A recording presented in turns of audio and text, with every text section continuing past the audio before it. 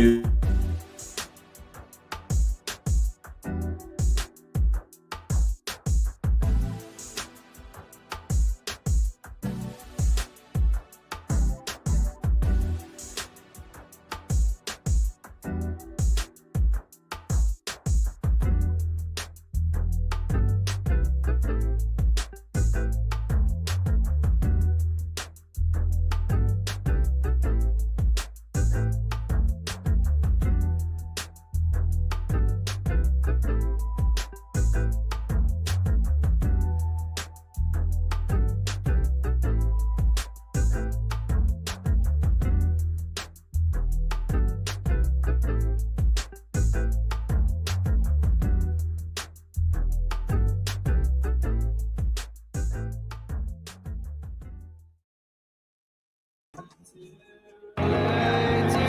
Yeah!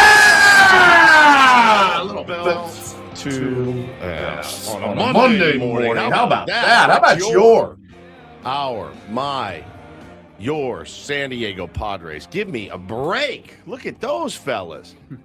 Going up to the land of Seattle and taking all three.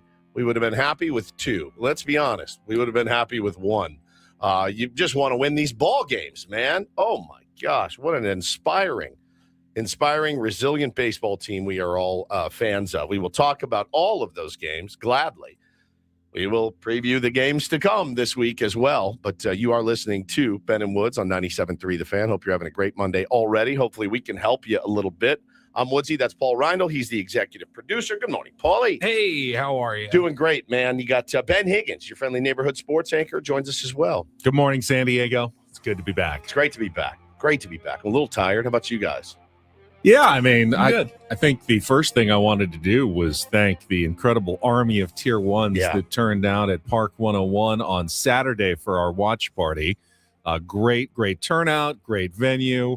We had a lot of fun. Padres won. So, I mean, everyone was in good spirits. Lots of fun. You guys are absolutely amazing. Yeah, no question. We got so many nice comments and people stopping you and telling you how much they like your show or how much you've helped them out. It makes my day and, makes you kind of want to jump out of bed, come in here and do it again. So it's always, well, let's be honest. It's good for the ego. It makes you feel like you're doing the right thing. There's no question. And it helps you know that you're on the right path. Makes me nervous, actually. Does it? Normally does. When they say that you're doing great? Yeah, well, not that we're doing great. There was a few people who came up to us and thanked us for just being there for them in the mornings. Sure. And it almost like made me like nervous. Like that's a lot of responsibility that you're putting on my shoulders. I just show up. It's just my job. I like having fun with Paulie and Woods. And this is what we do in the mornings. And I appreciate that you listen. We want as many people to listen, but now I feel like I can never quit. I've got to do this forever because you're relying on me in the morning. You're relying on me to get up in the morning and to have a day and to have a life. And it's like, what do we do? Now I'm stuck here forever. Yeah. I mean, I read this or I heard this story years ago. If you know the name Duff McKagan. I have heard that. Duff was the bass player for Guns N' Roses. And Duff did so much cocaine that his pancreas exploded in his body and burned the inside of his body. He was drinking like a few quarts of vodka a day, shoveling cocaine up his nose as fast as he could get it. He was really on a downward spiral, and he decided to get clean. And the funniest thing is he goes, man, I'd never been up before noon in my life. So now I'm up. And I'm doing Tai Chi and I'm walking and hiking and I'm trying to get my body to recover from the tons of cocaine and vodka that I drank. He goes, and I one day put on Jim Rome and I started listening to this guy on the radio. Again, he'd never been up early enough to listen to Jim Rome. And he starts listening. 9 to noon. Yeah, 9 to noon. He starts listening to Romy and he listens for a day and he's like, I'm going to check that guy out tomorrow. Goes back. He's the biggest P1 of Jim Rome, the biggest clone there is, right? And he's like, having that every day as an addict, like knowing I can tune in here and I can be entertained for 3 hours, that to me always... Ben Woods. Thank you, Romy. It always spoke to me. And I thought, Yes, because that's how I felt without the exploded pancreas or whatever. But I felt that way about my favorite radio shows growing up too. So that's when I always know, all right, we're in the right vein here. Like we've done a good job. That makes me happy. Romy and Howard Stern and Driveline and the shows that Hardline. Yeah. Those are like real talented people. We're just guys. I know. That's the thing. We're just normal guys. That's the thing that freaks me out the most. It's like those guys make like Romy makes like millions and millions of dollars. Right. So like I guess it kind of makes sense that he gets Duff McKagan. Yeah. But it did. It spoke to me when that happened. I don't remember what it was exactly, but we were driving around, Megan and I, a couple of days ago, and she brought up, she's like, oh my God, that was so funny when you guys were talking about blank last week. Yeah. And I go, did we do that on the air? She goes, yeah, I heard it. I was at work. I was listening, and I go, huh.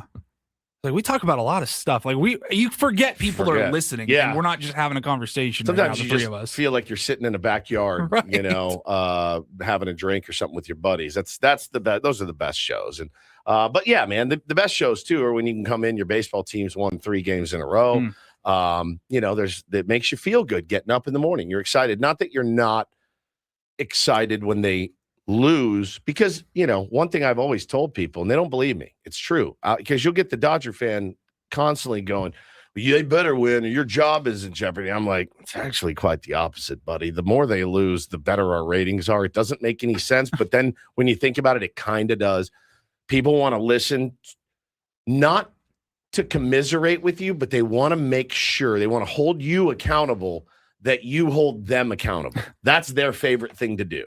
Is listen and go, you better say something mean about Tatis. You better. I think a lot of people also listen after a loss because they want to hear that it's going to be okay. That'll be okay from people that they believe and trust. That's less. No, I see.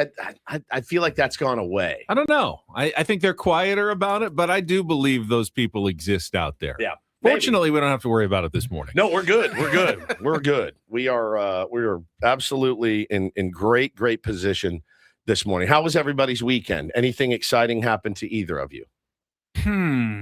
Excitement was, Park 101 was the highlight of the weekend by far. Yeah, that was got exciting. a little golf in on Saturday morning. I've probably played too much lately though, and I took a complete break on Sunday. Really did just like stayed at home, did tons of laundry, watched golf and then baseball on television, and had a decompressed day yesterday, which I know doesn't make for the most interesting of foreplay segments, folding laundry endlessly all afternoon. But I find it fairly therapeutic. I love, like, if I have chores to do, I do this game where like there's inning break, so every half inning, like I can get up and do a chore, like get up, work hard for 2 minutes, and then during the game I can very slowly like fold something while I'm watching, and then all right, it's the inning break, I'm running outside, I'm doing some trash, okay, then I'm back in 3 minutes later and I watch the game. It's like it kind of breaks up the chores throughout the day. I do that with packs of baseball cards sometimes. I've done that in between innings? No. Like working though, I've had like a box. Say there's 8 packs in a box, and I'll have a box on my desk. But I'll be kind of working on the show for the next day. That box, by the way, Ben, with 8 packs in it, costs about $350. Right. So just so you know. So I'll be sitting there and I'll be like, "Oh, I just want to open those." I'm like, "Oh, I'm right in the middle of work." Be like, all right, I'm gonna do all the liners for tomorrow. Okay, that's done. Now I'm gonna open a pack. All right, now I'm gonna work on the YouTube stuff for tomorrow. All right, that's check. Now I'm gonna open another pack. Yeah, no, I've done that too.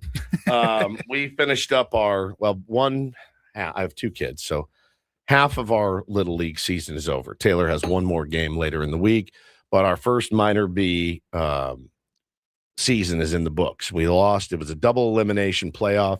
Got our ass kicked Saturday by a team we just can't beat. I mean, we're as good as them. We just can't beat them, and I love them. There are a couple of kids on that team I absolutely adore, and was happy to see them play well. And we didn't play well. And so that's fine. We had another shot. So we played yesterday at 8:30 in the morning. And I would say we were a part of one of the most insane Little League games in history. It went extra innings. It went 2 extra innings, went to the 8th.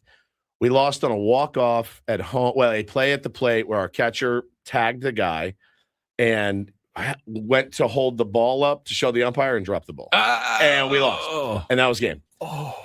My son, Bo, threw out 3 guys at the plate this weekend. It was so much fun to watch. The funniest thing is, though, well, the season ends, and I'm over talking to the guys, and I look down, and every kid is in tears. Every single kid is, and a couple of them are audibly sobbing, like right,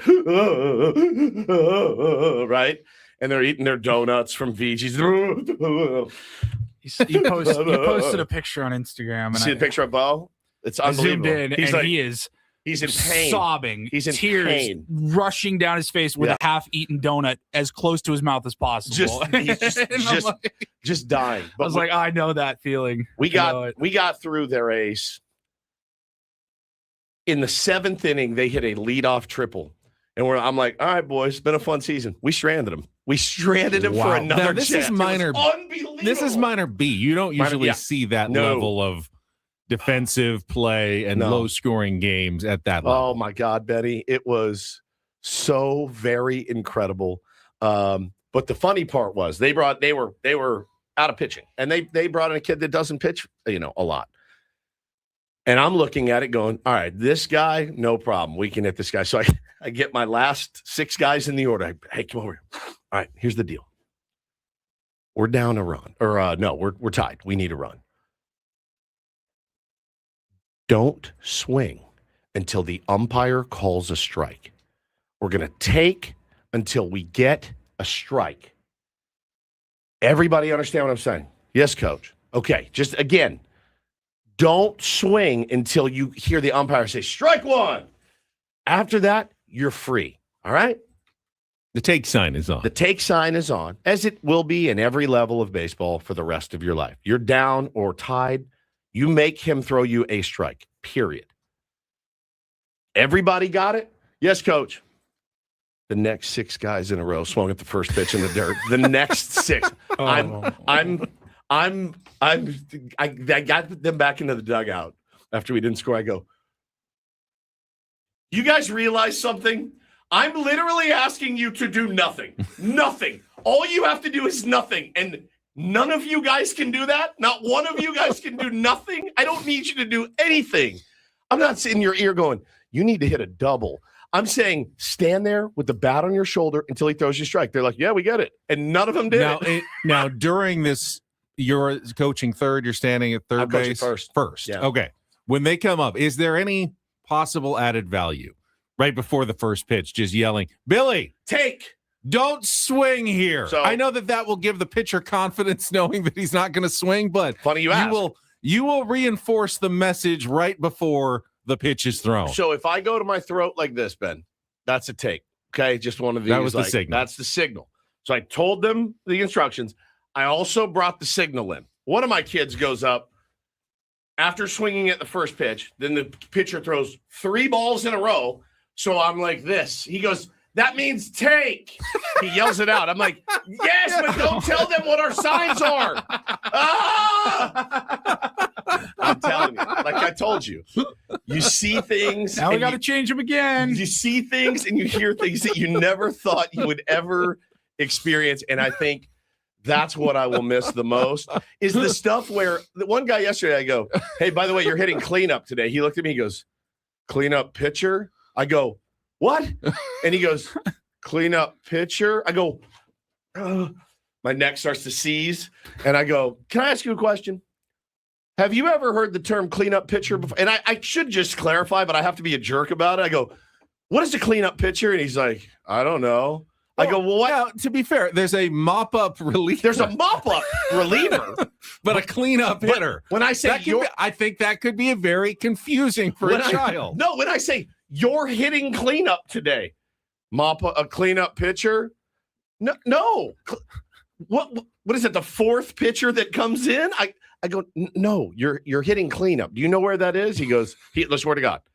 5th? I go, it's 4th. You're hitting 4th. I need you to drive in runs if there's guys on base. Cleanup's kind of anachronistic now anyway. I mean, it doesn't make as much sense as it used to. Bro, put the best hitters at the top of the order. It's like dealing. Yeah, it's true. Paulie, they look you right in the face. I go, do you understand? Yes. Do you swear you understand? Yes.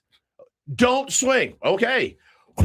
I'm like, this is unbelievable. Cleanup hitter, mop up reliever, sweep a series. There's a lot of cleaning. There's a lot of household cleaning metaphors in baseball that I didn't realize. It makes me now vacuuming. Yeah, infielders. His vacuum cleaner out there. He sucks everything up out there in the infield. Yeah, that's right, man. That's right. I got very emotional. Dusted him back a little bit. Brush back. I got very emotional saying goodbye because I just looked and I go, I've seen some of the most spectacular moments from kids that you don't expect it from, and you had them, and you're like, I'll never forget your catch. I'll never forget that ground ball that you completely wore and got the out. I'll never forget you pitching for the first time. There's a kid on my team, and he's this tall, dude, and he came out and became one of my most reliable pitchers, threw more strikes than anyone. Could field his position, Ben, as good as any big leaguer you've ever seen. I'm not kidding. They would hit it off the mound. He'd pick it and throw a strike, and he made 8 of those this year. And he pitched so many valuable innings. When we went into the season, I didn't look at him and go, that's going to be one of our aces. And you just see that stuff, and you see guys getting big hits and being so happy. It was so rad. I learned so much about myself. I have a lot of work to do myself. I need to chill a little bit. I realize that totally. And remember, I'm coaching, 8 and 9-year-olds. It's a lesson, and I was really proud of Bo. His first kid pitch experience, he pitched his ass off. He caught for the first time ever, loved it. I'm just real proud of all the guys. And if they're listening or their parents are listening, you guys were awesome. And I love you. And I wept, dude, yesterday when I was saying goodbye. I was like, I couldn't get the words out. Well, it sounds like a really good experience. And if some of the parents are listening, would just pause for a minute because they might be tuned in. Because after a loss, they want to hear us hold the manager accountable. So, Paulie, do you need a chip? Is Woodsy on the hot seat? I mean, won 2 out of 3 games in the regular season and gets to the postseason, and they're eliminated 2 games in 2 quick games. It's like, the offense obviously went cold in the final game of the season. They scored just 1 run. Is Woods now on the hot seat? I don't know. Are you going to retire on your team and end up being a field manager for another minor B team? You'll see me next year just hitting fungos to another team. Hey, listen, after a great regular season, No, I'm tired, dude. I just want to go home. No, absolutely not. No, I'm doing more. Is what I'm doing. I'm creating more and going to be doing more. But it was such a great experience, and it was fun I loved it on Saturdays. That was the day you guys had your game. We got beat. Yeah, we had. We were walking around Carlsbad Village, my wife and I, before our thing at Park 101, and walked by at least 3 or 4 Little League parties, and you could tell they were Little League parties because kids were everywhere in uniform, and it just brought both of us back immediately, not having kids right now or anything like that, and being at a lot of those events, just seeing them and walking by and seeing the one with the coach was giving all the awards, and the other one they were just goofing around at the arcade, all having pizza parties. And Megan was like, "Oh, we had ours at Round Table." I was like, we were Godfather's Pizza. Ours was Pizza Hut. It was the best. Best, man. The red plastic Pizza Hut cups, the pizza laid out on the table. And you go get a slice, and you go play Pac-Man. The arcade room with 4 arcade games. Yeah, 4 games are all, guys sitting at the bar smoking cigarettes. No, it was amazing, and I'm excited for the next thing I'm doing, which is a team that I created out of thin air, and we're putting that together now. It starts in 10 days or so. So I told Bo, I'm like, all right, enjoy your 10-day break, buddy, because we're about to get back on the grind here pretty soon. And he's excited. It's all his closest friends. So.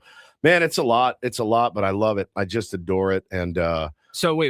Your team that you're starting runs opposite Little League? No, Little League's about to be done. Yeah. Right. No. So Little League just ended. Yeah. That's not technically opposite would be at the same time. So it runs congruent or something like that. Yeah, Little League's about to be over. So then as soon as that's over, we So you guys will be like a summer team? It's more development than anything. We'll play games every now and then, but it's more development and just being together. And I actually want kind of a Sandlot vibe to it. A lot of playing baseball against each other, having fun. So it's a good way to sell it instead of selling it as we're going to travel and we're going to we just practice. Well, or we play some games every once in a while. We mostly just practice. Or we're just going to go to tournaments and get our ass kicked. We're not doing that either. So, but I'm I loved it. Merlin in the chat says their team party, they went to Fuddruckers. That is absolutely elite.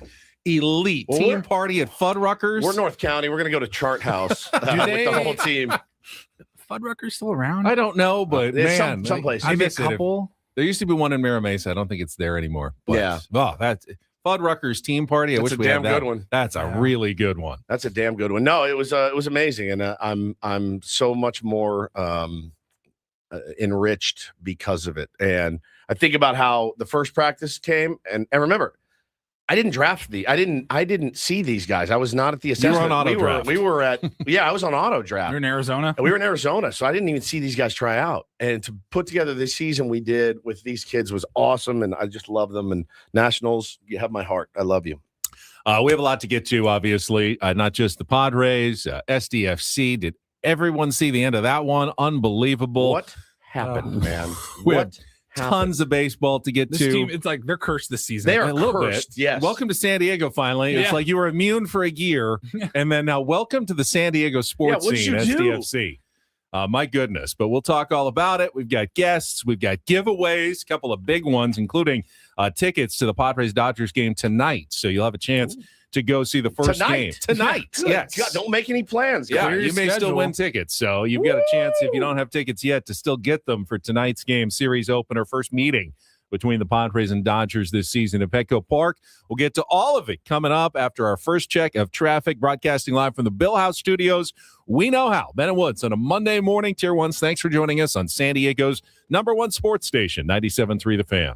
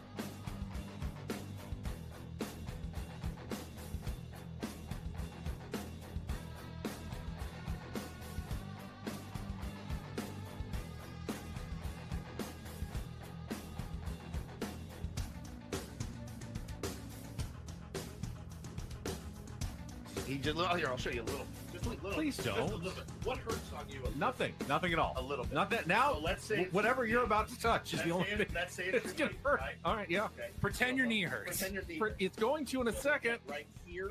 Oh, that is not pleasant. Hey, player, this is all yours. This room with this view. This speakeasy with this cocktail. Hey, could you make that too? The spa with this. Ah. And this pool on this roof. This is all for you. The all-new Hamul Casino Resort, now open.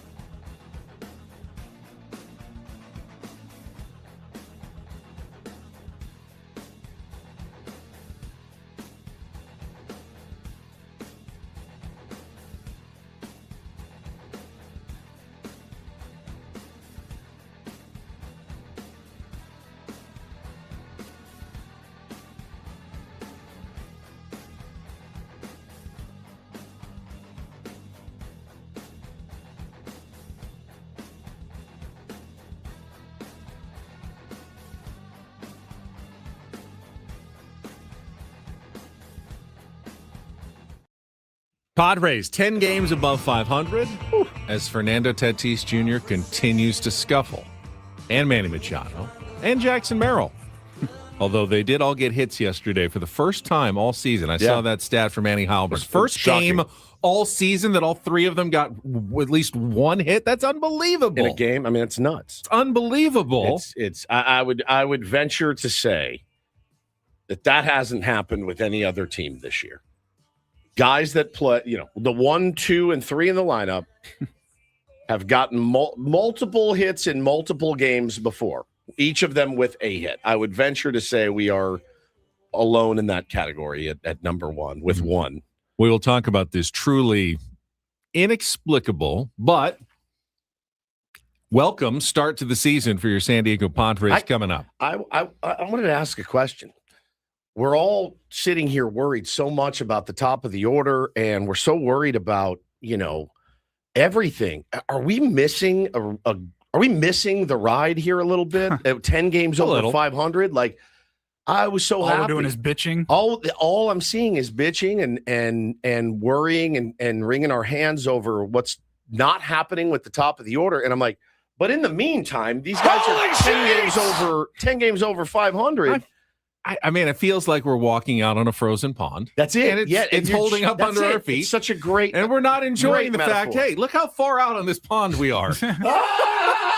But we keep Isn't this great? Feeling like every step we're going to take, and you'll fall through the ice here. You hear a little. You're like, is this it? No, we're okay. We're still okay.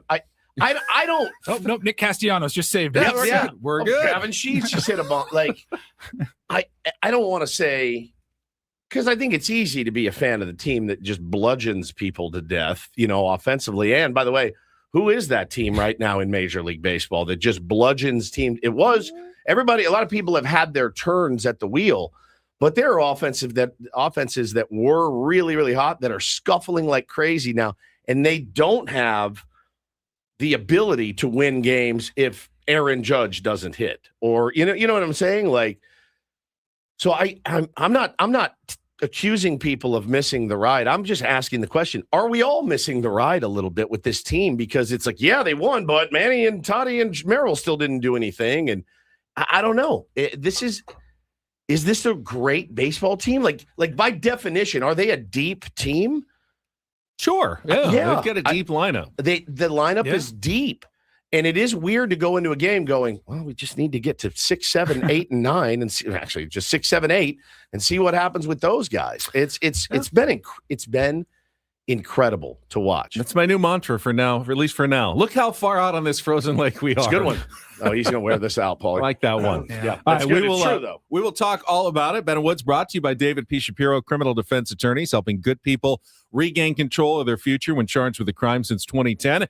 Visit davidpshapirolaw.com. We'll get all the highlights of yesterday's 8-3 win and go through the entire series in a fun Padres Wrap-Up in just a couple of minutes. And then we'll get to the rest of the show. I will start with the giveaways because we got a couple of big ones. I mentioned we will give away some Padres-Dodgers tickets for tonight's game before the end of the show, but we also all week long are giving away concert tickets. Journey is coming to Pechanga Arena on September 14th. Tickets are on sale now at AXS.com, and we've got a sounder. Paulie has picked out the perfect sounder to play to give away the Journey tickets this week. So when you hear for the next time this clip, some will win, some will lose. Well, that makes sense. Some will win. Well, one. Five this week total. Yeah, some will win. That's true. Most will probably lose, but some will win this week. When you hear that sound next time, call 833-288-0973. Could happen anytime between now and the end of the show,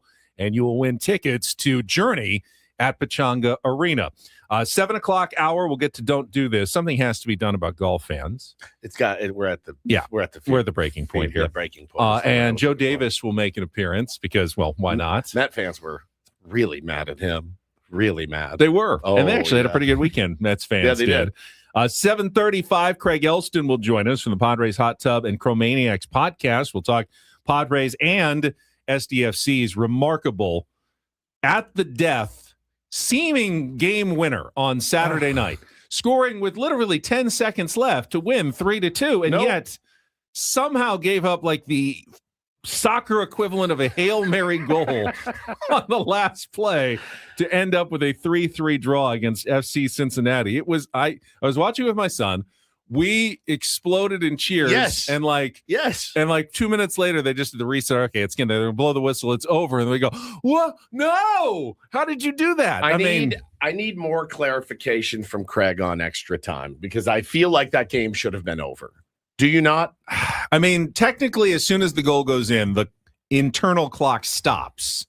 So for whatever was left, if there was like 20 seconds left, it stays at 20 until they kick it off.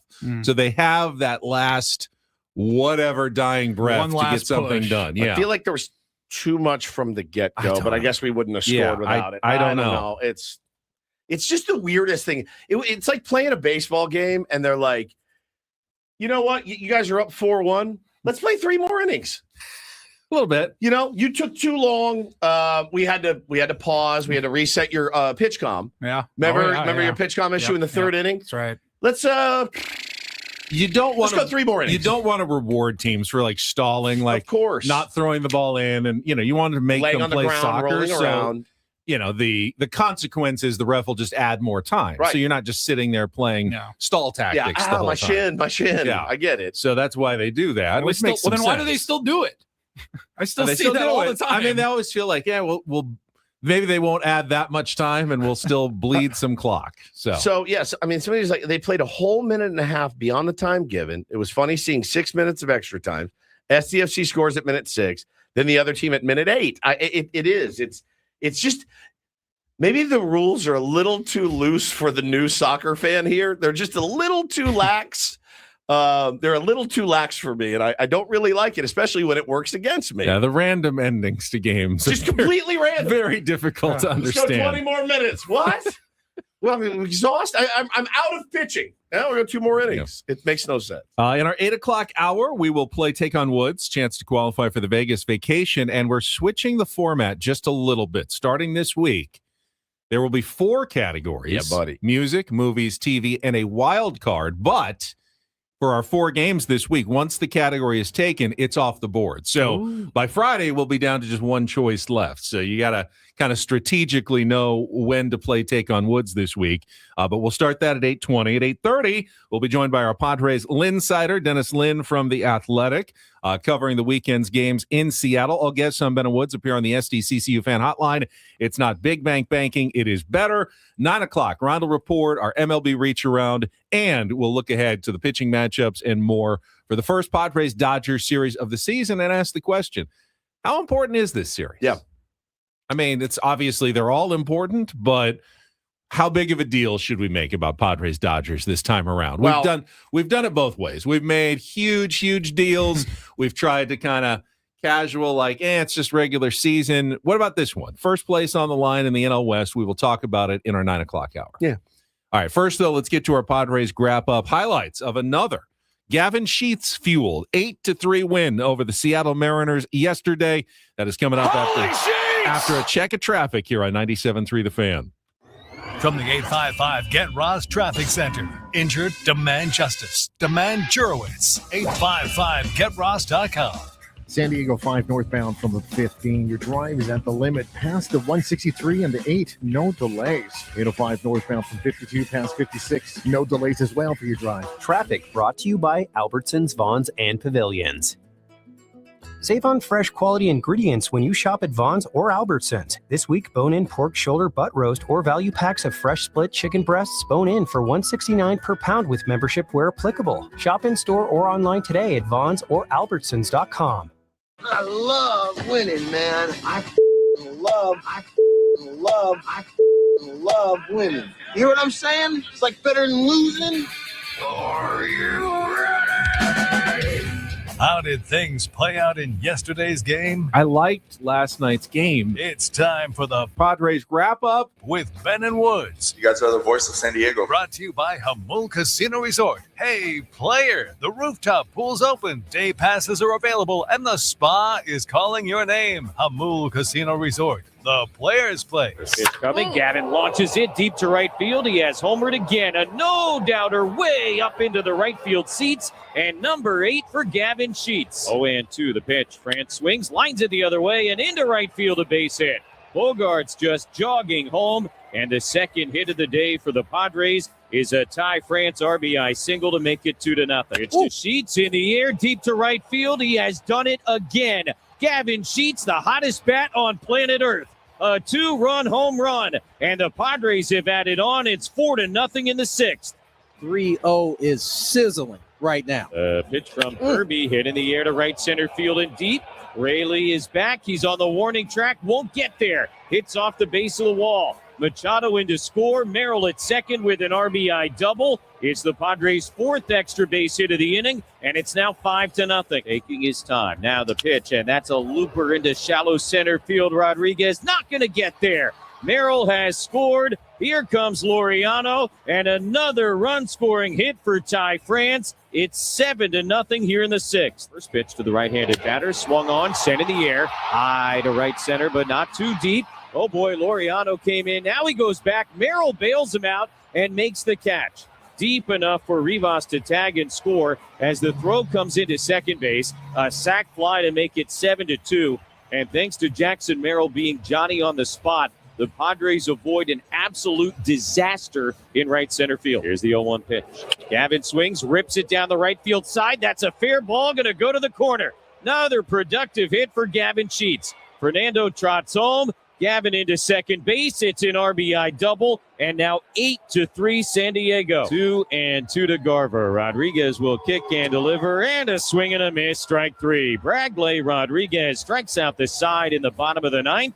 As the Padres will sweep the season series from the Seattle Mariners. And here today, a one-hitter as they beat the M's 8-3 and finish this thing off in dominant fashion thanks to a big day from Gavin Sheets. Last 2 nights, the guys swung the bats well, faced 2 really good pitchers, and put up some runs on them. So exactly what we've been trying to figure out here over the last month or so, and we finally got it right for a couple days. What did you see for the 3 days here? Yeah, I think one is, they're taking a little bit simpler approach, and then just trying to hit line drives, trying to simplify it a little bit, not try to do too much, which sounds like, what we should do all the time. But, sometimes honing in on that type and buying into that is what you got to do. And those guys have done a great job over the last week.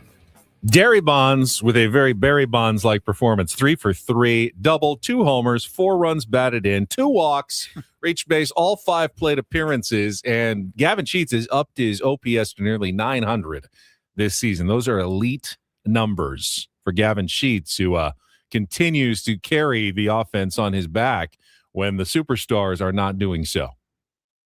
Can I ask a practical question? Yeah. Saw a lot of discourse about Steven Souza Jr. over the weekend, too, with some comments from Nick Castellanos. So, enlighten me. So does he get credit for Gavin Sheets if he's going to take fault for Fernando Tatis?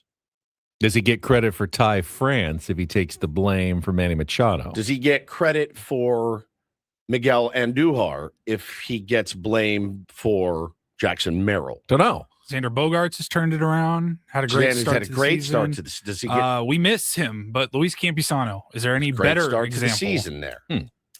Can we blame him for Freddie Fermin forgetting how to play baseball? Though? Yep, maybe. Don't know. Maybe it's the weirdest part. It's the weirdest part of that whole take, right? Is that now? So, am I led to believe then that the quote unquote worst players on the team are not listening to Steven Souza Jr. at all, and they're just doing their own thing? But the quote unquote best players on the team are listening, and they're giving he's giving them the wrong information / message. Because that doesn't make sense. I saw so many spicy takes about Souza, right? And I think it's fair to question an offense that is, near the bottom of everything. We have questioned it. Everybody's questioned it. But the problem is we were questioning it before he got here. Mm-hmm. We've been questioning the offense for a while. They have not had a top 10 offense in forever.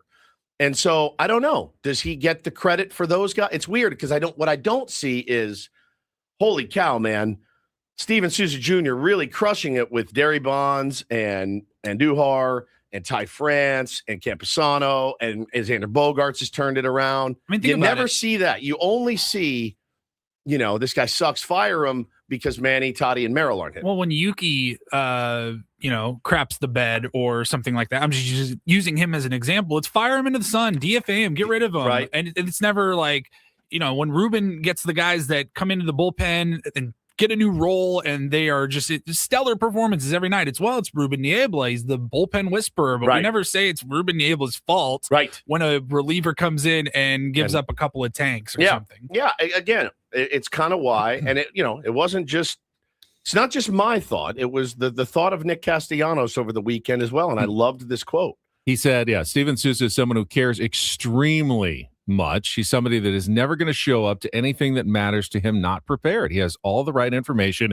He goes above and beyond to give it to all of us. And now it's on us how we take that information and how we're going to mold it into our individual forms of hitting that works for us. I don't like when hitting coaches get a lot of the blame. I mean, he says it right there. He says hitting is the hardest thing to do in sports, and hitting coach is the most volatile job you can have in a baseball organization. Well, and Nick, don't forget, Nick came from an organization that employed Kevin Long, who, again, widely regarded as one of the best to ever do it. Highly touted, all of that. So he knows what a good, quote unquote, pitching or hitting coach is. He's seen it.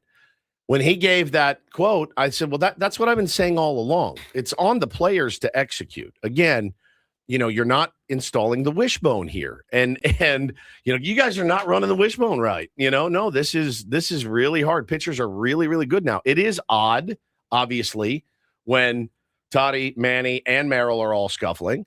It's very odd. But Steven Souza Jr. is not up there with the bat in his hand swinging through 94-mile-an-hour fastballs. Those guys they're seeing pitches that they like. They're just missing them. And so, if it turns around, does he get the credit or does he just get the blame? Does he get the credit for Sheetsy and Andujar and all these other guys that are having good years and carrying this ball club right now? It's my general overarching theme has been stop trying to fire hitting coaches. I have no connection to Steven Souza Jr. He's not a buddy of mine. I've seen guys come and go in this organization over the years, and everyone's so quick to blame that person.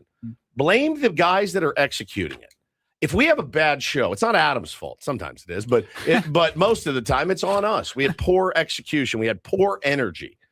I'll take the blame for that. I'm not going to go, Adam didn't give us any, content for the day. No, it's on me. And I think the players are being accountable too. Manny's talking every day about how bad he sucks right now.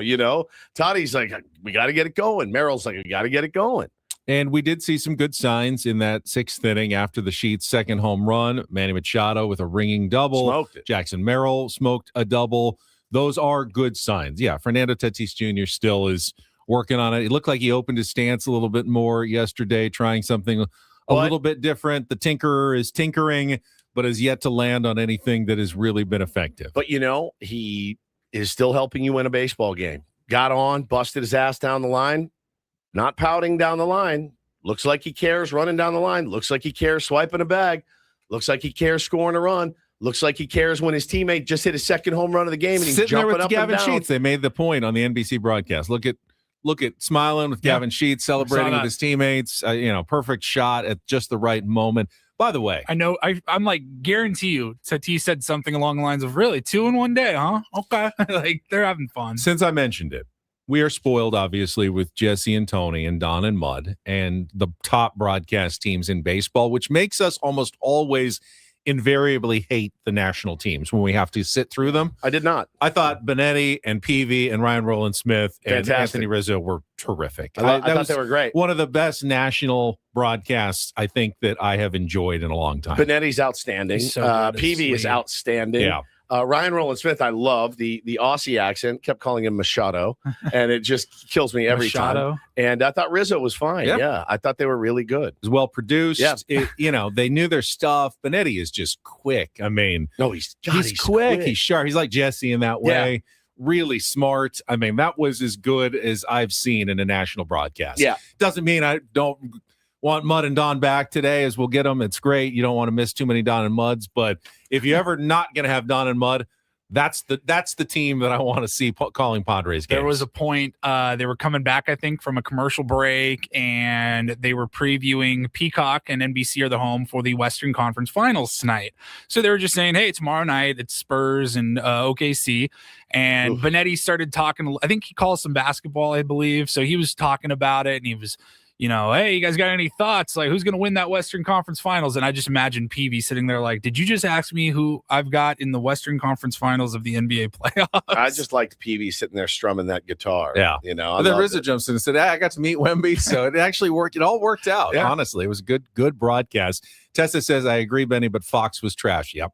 Eric Karros and whoever he was within on Saturday. I actually didn't think Karros was as bad as he normally is. I thought he was actually quite complimentary of the Padres, which is weird for him because I've heard broadcasts he's done where I've been like, bro, relax. That was Dodger lover. That was Aaron Goldsmith. I think he's the Seattle play-by-play guy. Is he? So Yeah. he like how Don did our Fox game the week before that. The Mariners home guy did their national. All in all, it makes it so much easier to stomach when your team goes out and sweeps the Seattle Mariners. And again, beating some really, really exceptional arms. One hidden offensive moment of the game, obviously, with Gavin Sheets carrying it. You don't think about it. But in the fifth, when Xander Bogaerts walked, stole second and third, and Ty France came through with that hit. Dude. That's a great inning of offense, just creating something against a really good pitcher in George Kirby.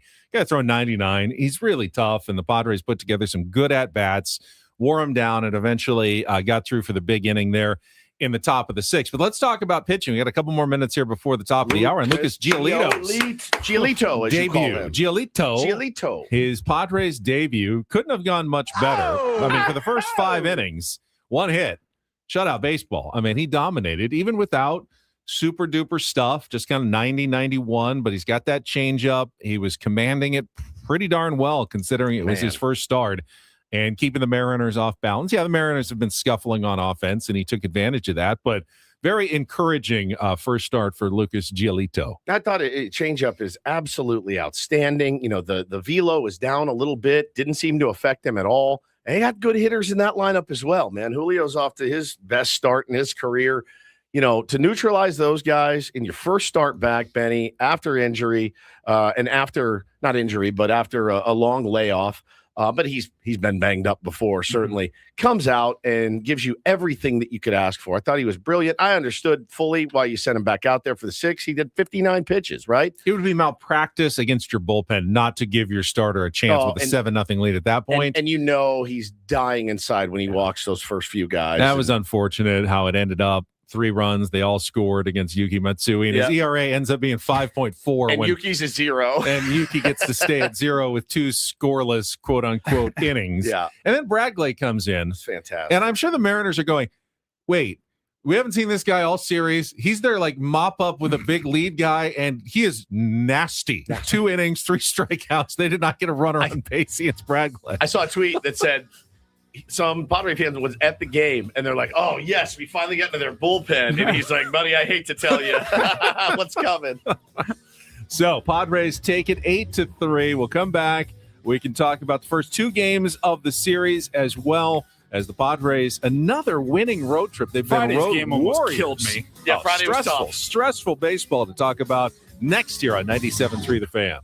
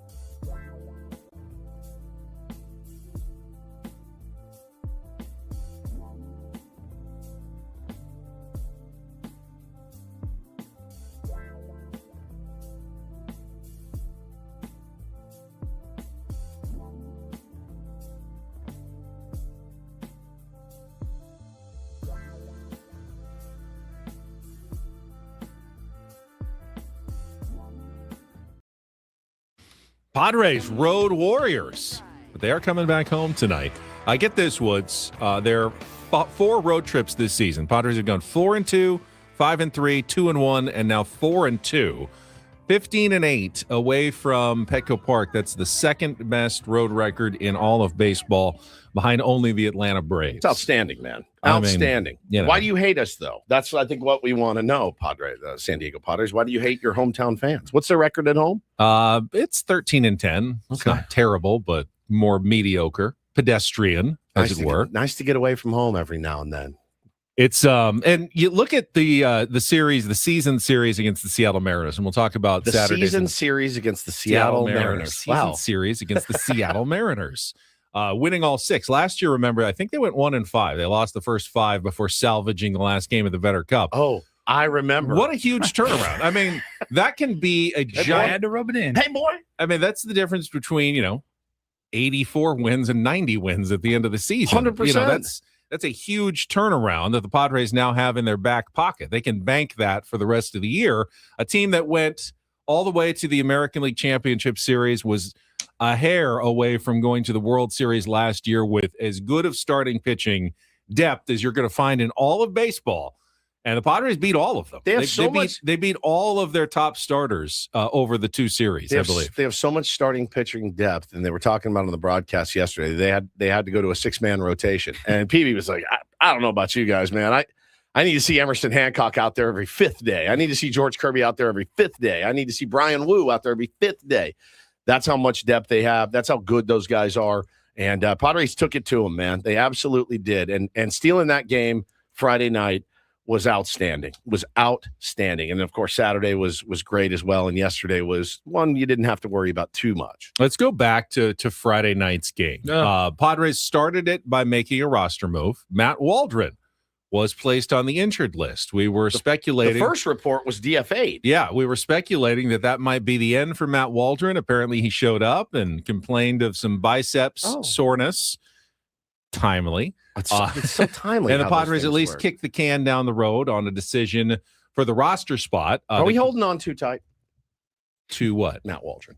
Are they holding on too tightly to Matt? There's never, if you've got a legitimate excuse not to lose starting pitching depth, you don't lose the starting pitching depth. You never know when you might need it.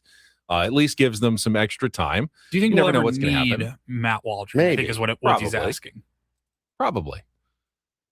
What's the average now? 13 different starting pitchers over the course of the year is what you need. Yeah, you'll probably need Matt Waldron again at some point. Well, Woodsy can go out there and start a game for the Padres, but are you confident he's going to be any good for the Padres? Matt Waldron is not that terrible.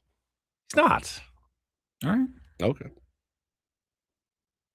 I'm not saying he's great. What a bar. But if you need someone to throw 5 innings, he can do it. Okay. And you don't get rid of pitching depth if you can help it. So, is it a legitimate injury? I mean, I don't know. They said he had been getting treatment on it in the last couple of starts, so it wasn't out of the blue, out of nowhere. If I'm another team, am I scratching my head going, that's interesting that just when they needed to create a roster spot that Matt Waldron goes down? I get it. I understand the skepticism around the league. It's Matt Waldron. But it's Matt Waldron. You know what I mean? So... All right. So do what you got to do. Padres face Emerson Hancock. It's very, very good on Friday.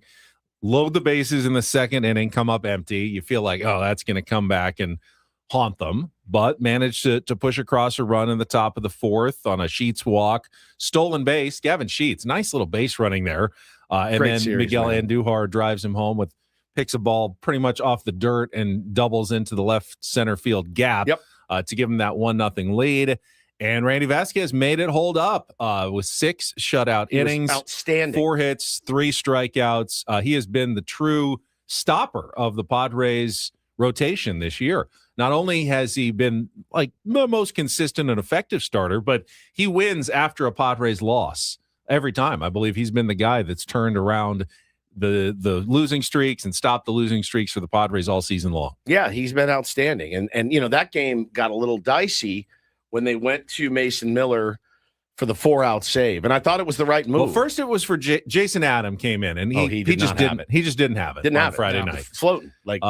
lucky that it didn't give up more in his 2/3 of an inning. Hit, walk, deep fly ball.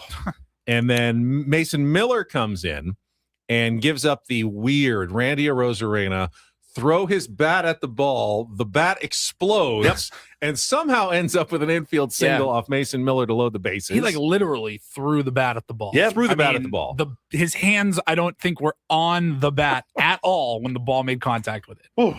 But they had an opportunity with Connor Joe, San Diego's Poway's Connor Joe at the plate. Gets ahead in the count, 3-1. He gets the strike 2, and boy, that slider to freeze Connor Joe. So good. Huge moment in the entire series because if Connor Joe comes through there. Even with a walk. It's the Mariners have new life, new hope.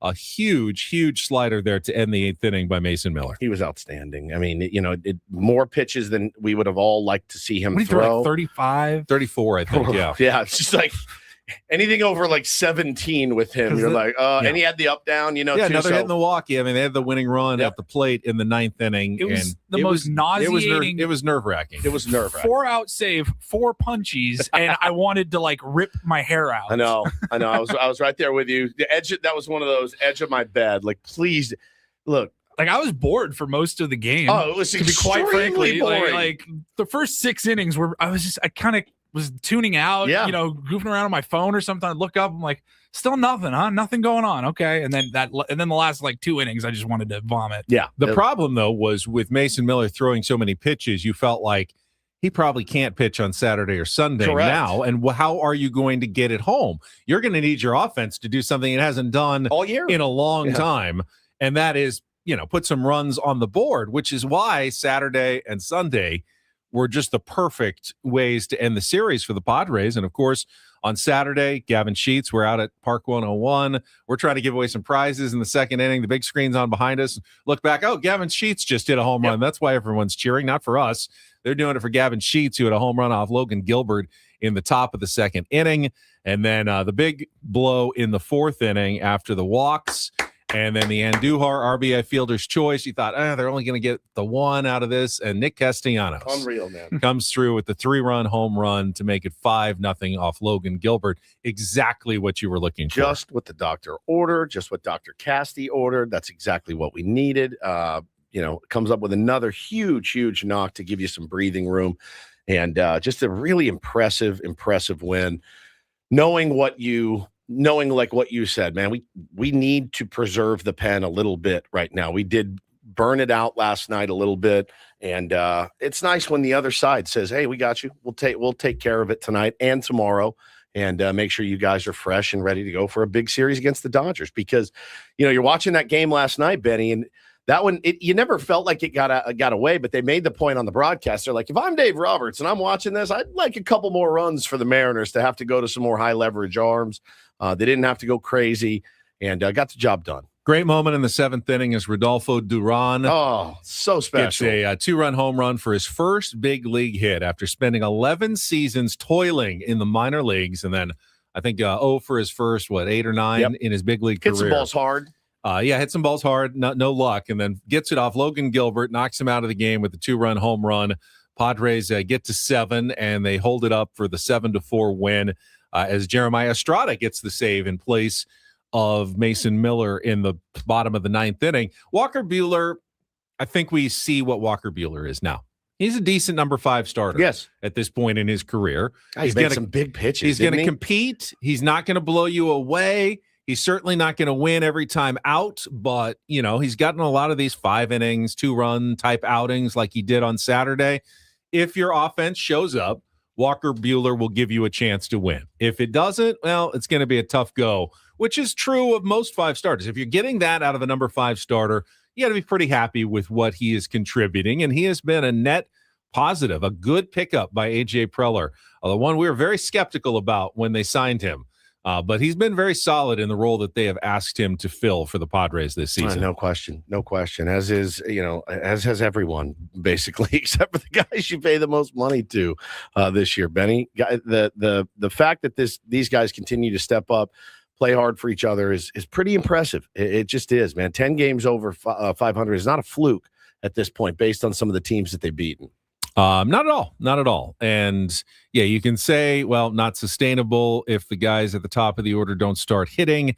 I tend to think that is true. I would also tend to agree. I think you'd be crazy to think that you can go 162 like this. But I think the point's been made. It's been belabored. I think they're trying to get out of it.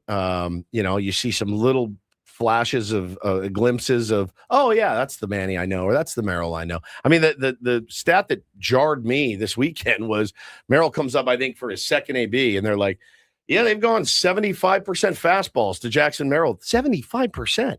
Not even trying to fool him. They're just throwing heat by him. Ended up getting a knock later in the game, but that's cause for concern. If you're just going, oh, you know how to get Jackson Merrill, they're 1 or 2 hole hitter. We're just going to throw heaters by him. Just heaters in the zone. He got a high fastball and ripped it for a double in that last at bat yesterday. Well, we remember adjustments. It's adjustments. We remember that adjustment last year because that's how you would get him out early is high heaters. Finally, he started laying off him and they had to adjust. This year, this series in particular, these weren't exactly all heaters up in the zone. This is, I'm going to throw it down the middle, see how far you can hit it because you're late, and I think he's a click away. Manny seems to be a click away. Toddy, we don't know, but again, helping you win games in other ways. But I don't think all of them are going to struggle all season long.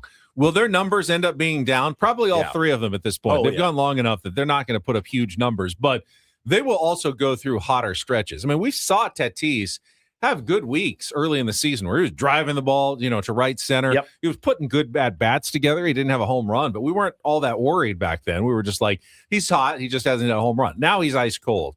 Manny's had a couple of moments, obviously, six home runs. He's driven some balls. He has certainly been off to a very cold start, but there's still some good stuff in there. And Jackson Merrill, up and down, but he had a few moments as well. So they will have hot streaks at some point during the season. They just, hope that there's more of them than, cold streaks that we've seen so far this year, but they've survived these cold streaks and thrived during these cold streaks, that's the biggest surprise so far. If you think back on it, it's just been fun to see, man. The Xander Bogaerts getting on, stealing Ty France. That knock is just such a big hit. Yeah.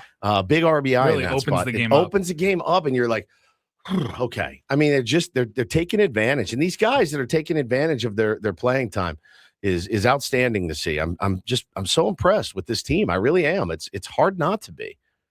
So tough homestand starting tonight because you got the first place Dodgers, the first place A's, and the maybe hottest team in baseball, the now second place Phillies, who have unburied themselves and pulled above 500. Those are the 3 teams that are coming into Petco Park. So you're going to be tested at home over the next 10 days, 9 games with 3 really good opponents coming into Petco Park over the next week and a half. Yeah, I mean, I look forward to it.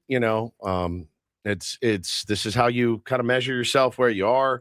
I would love to see them continue to fight. I would love to see what a great series for the Stars to break out in is this one. And it would be really nice to get Toddy's first bomb in the next 3 days. We'll talk more about it with our guests, Craig Elsten at the bottom of the hour, Dennis Lynn at 8:35, and we'll do our full preview coming up in our 9 o'clock hour. First, though, Don't Do This is coming up next. As I said earlier, something has got to be done about golf fans at this point. It's getting ridiculous. Those are your people. I know. And they're they're not my people. No, they're your people. But they're embarrassing all of us for sure. We'll get to that and more coming up next with Ben and Woods, broadcasting live from the Bill House Studios. We know how on San Diego's #1 sports station, 97.3 The Fan. As you start your week, though, why don't you take a look at your plan for retirement? And I know retirement may be years or even decades off for some of us. It's never too early to get yourself in a better plan. You don't want to be hitting, late 50s, 60s and realize I should have done more a little bit earlier. Or if you are getting close, you can still start planning for how you're going to withdraw money and make sure your money lasts here in San Diego. That's what Trajan Wealth is all about.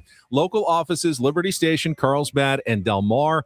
They want you to feel comfortable and have a plan for retirement right here in San Diego. Go online to TrajanWealth.com, TRAJAN Wealth.com, or call 1-855-TRAJAN1, 1-855-TRAJAN1. They will take a look at your investments, your 401ks, make sure that you are in the best possible situation going forward.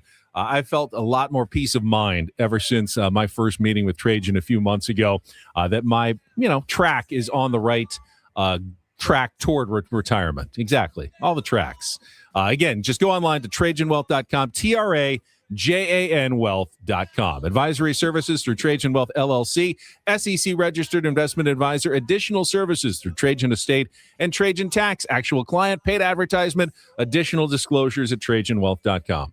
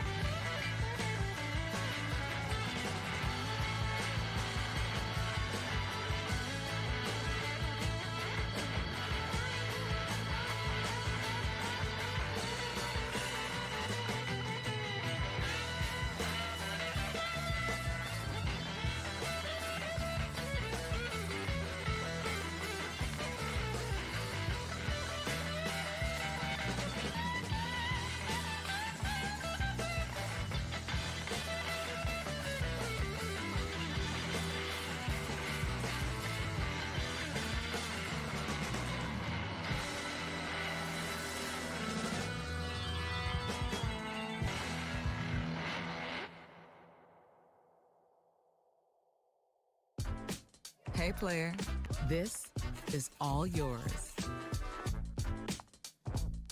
This room with this view. This speakeasy with this cocktail. Hey, could you make that too? This spa with this. Ah. And this pool on this roof. This is all for you. The all-new Hamul Casino Resort, now open.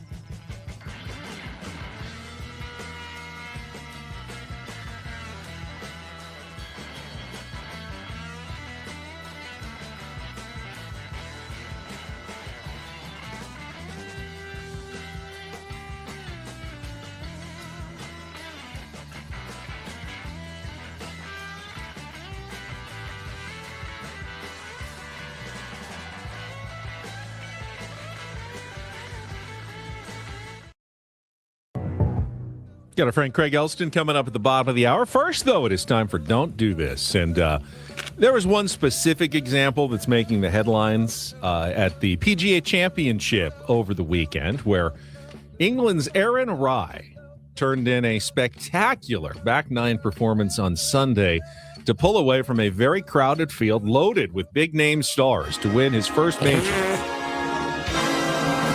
It's supposed to be Don't Do This. I really... he won me over. He played such good golf. He deserved to win, even though you hadn't heard of him.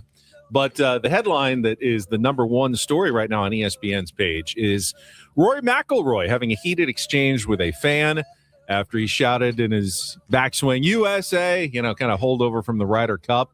Rory reacted pretty strongly, and I think Rory needs to start ignoring these fans because they're not stopping. But what really annoys me, Woods, and you tweeted it out as well yesterday, is the constant stream of people yelling as soon as someone drives something inane like, give me back my son, just constantly throughout every PGA Tour telecast now. Everyone. Every single one of them. Get in the hole. Release the Kraken, I heard. Yeah. I mean, it says, this guy tweeted, hi, guys at golf tournaments, if you could simply shut up.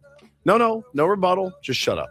You're not funny, you're not cute, you're not witty, you're an idiot. We all think so, we all hate you. Your wife and kids are embarrassed by you, so shut up. It's so true. No one thinks it's clever. Is there? No one thinks it's clever. No. It's just awful. No one does. It's awful. And I think Rory, he again, two things can be true. He went a little over the top and had the fan removed immediately. I don't even know what the guy said. What did he say? He yelled USA in his backswing. Oh, in the backswing. Yeah, don't yell in the backswing. Yeah. But even after the shot's over, just even after the shot's over, don't be just yelling stupid things just to hear your voice on television. Trying to go viral. Like you're recording it and you're going to go back and, here's me. That was me yelling. No one thinks that's funny or cool. Stop doing it. I think Rory gets the DDT, honestly, for me. I'm like, dude, calm down. Calm down, You ever buddy. been to a sporting event?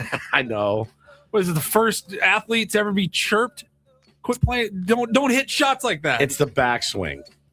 Frenchie says it was like right. The timing of it was really close. You'd have to do as a pruder to see exactly when he started yelling, but yeah, Rory's he got a little. I will admit, Aaron Rai strikes me as one of the most boring human beings ever, but his story's pretty good. I don't know if you saw it. I did. He has iron covers. His parents. So he grew up in a working class family in England, and his dad saved up $1,000 to buy him his first good set of golf clubs. And he wanted to take care of them so much that he bought iron covers. No one uses iron covers. Nobody. He looks like he's silly on the PGA Tour for using them. 80-year-olds do, yeah. But he still uses them. He wears these two black gloves. I mean, he doesn't look cool at all. Not even close. But the guy was as calm and collected playing with the lead in a major on a Sunday for the first time. Just great shot after great shot. And then he rolled in that, 55-foot putt on the 17th hole to cinch it. One of the better performances I've seen at a major from a guy that no one had ever heard of going into yesterday. The two glove wearer it's insane behavior. You see it in Little League. You see the kid run out. And he's got his batting gloves on, both of them, and I'm like, hey, tell that kid to take his batting. He's playing shortstop. You take your batting glove off, kid. What are you doing? And but to see it on a professional golf tour is crazy. Probably it's the craziest thing you've ever seen. Two black gloves. Iron covers. Someone like, where are we? If you walked up and that guy was on the tee, you're like, I'm going to kick this guy's ass. This guy is the worst golfer you've ever seen. Yeah, he was really good. Won the PGA Championship. He is really, really good. No, that's good. I saw some Met fans getting very upset this weekend over, one of our arch nemesis, Joe Davis. They were very upset that Joe was inserting, I guess, an online, if you're a Met fan, LOL Mets, right? And I would like to poll Met fans like Frank Marchese, who works with Braden after our show, if he was offended by Joe Davis's call when their rookie, what's his name, Carson Bench dropped a fly ball. Listen to Joe Davis's way too excited reaction. Bellinger flies the first one to right center field. Bench drops the ball. Oh no, the Mets. Judges in the score 5-3. He laughs at him. Oh. And they got so. Oh, no, the Mets. Make me mad. I'm telling you, it would make me mad. Yeah, I also don't like the Joe way Davis. he said it. The way he said it is a little. Was not. I mean, you're a national broadcaster. Yeah. You're supposed to be playing it down the middle. Oh! Benz drops the ball. Oh, no, the Mets. The Mets. Judges in the score. Mets won that game, by the way. Mets were leading at that time, too. Benj had a walk-off winner as well in that series, so they certainly bounced back. Yep. I just know, like, Don Orsillo. They dropped another fly ball the next day, though. Don Orsillo is such a pro. Even if it was, Padres, Dodgers, he was calling the game. Don would never. He would never make fun of the other team on a national broadcast like that. Nope. That's why he is who he is. Yeah. I loved it, though. I thought it was so funny. Yeah, I don't know. There's part of me that, like, the Mets are kind of just, right now, they're the punchline in baseball. Punchline for every joke. I feel like I've seen national broadcasts where the Rockies look like a little league team out there defensively, and you hear, hey, the Rockies are just rockying or something. You know what I mean? Like, I've heard those before, those comments. I have heard that. It was Joe Davis that did it. Yes, but I'm pretty sure. National broadcast, tighten it up. They were mad. Finally, a little doo-doo this. DD mega doo-doo. So if you're a fan going to a game, you got to think your ultimate goal would be, I am going to somehow positively impact this game and help my team win. Sure. Probably rare, but it can happen. And Ollie Marmol credited a certain group of fans on Friday night with helping his St. Louis Cardinals rally to beat the Kansas City Royals 5-4. And the group happened to be the club baseball team from... let's see. We're Stephen F. Austin, right? Stephen F. Austin. They were in town to play the Club Baseball World Series. They lost their game to Grand Valley in the afternoon and then went to have some fun at the Cardinals game. And they started moving over to this empty section and taking their shirts off and spinning them around and getting everybody fired up for the game. And people started joining them, and everyone started going up to the section and taking their shirts off.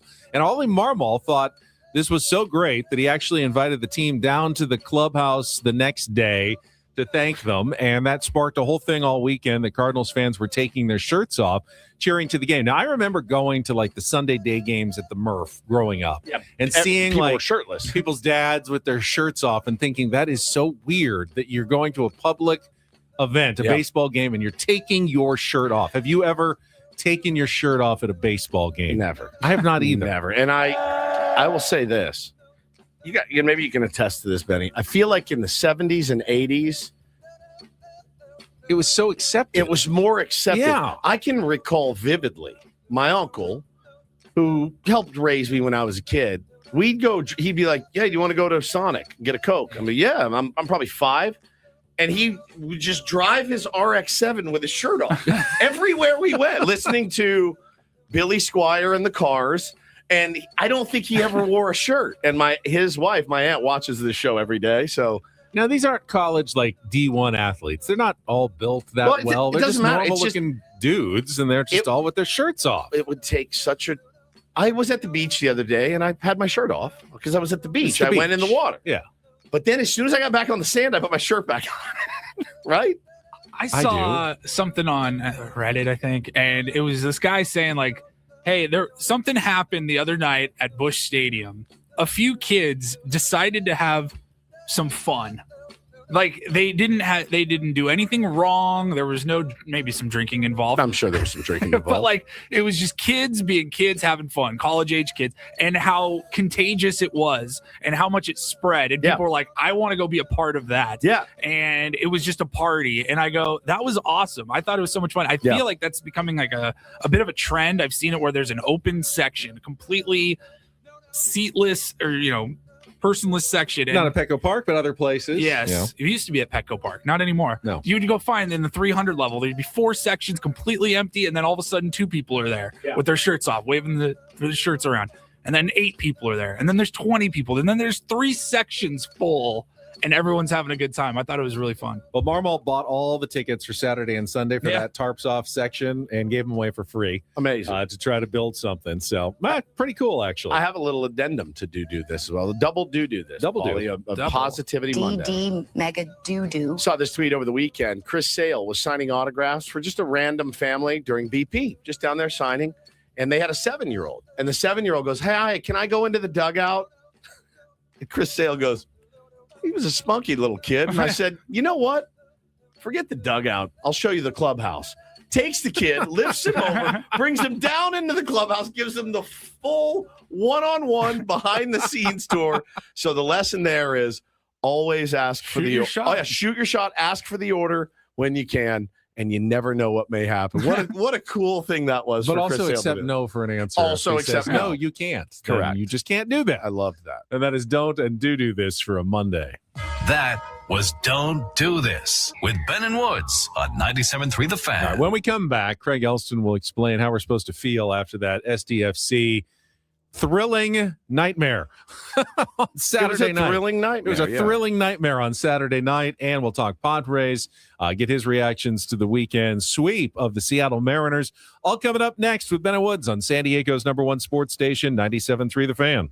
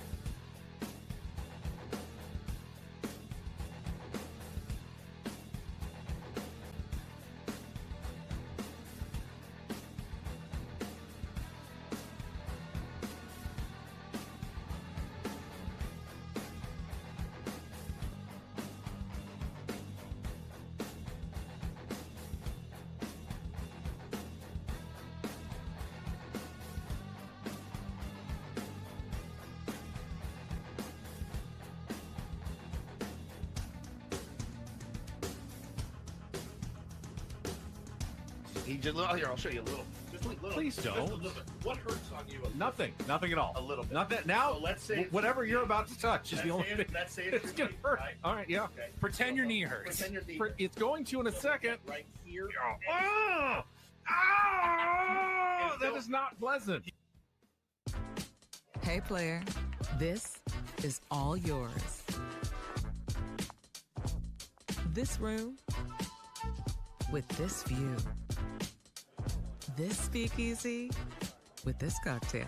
Hey, could you make that too? The spa with this. Ah. And this pool on this roof. This is all for you. The all-new Hamul Casino Resort, now open.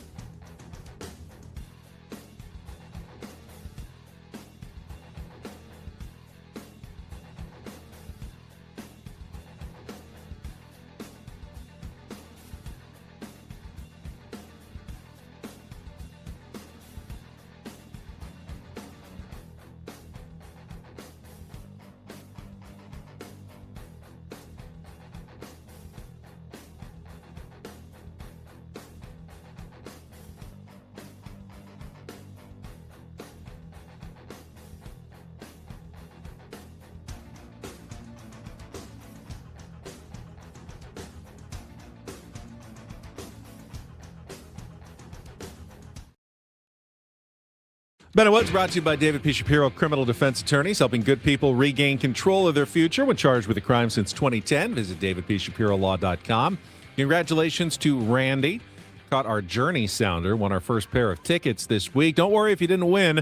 We're going to have tickets all week long. Sounders throughout the show could be at different times. So keep listening to Ben and Woods all week long for a chance to win Journey tickets. Concert at Pechanga Arena coming up on September the 14th. All right, we're going to check traffic, and then Craig Elston's going to... Should I go to Journey on my birthday? Journey? I think Hannah went a couple years ago and said they slayed it. They still... It was at Petco. Yeah. Said it was amazing.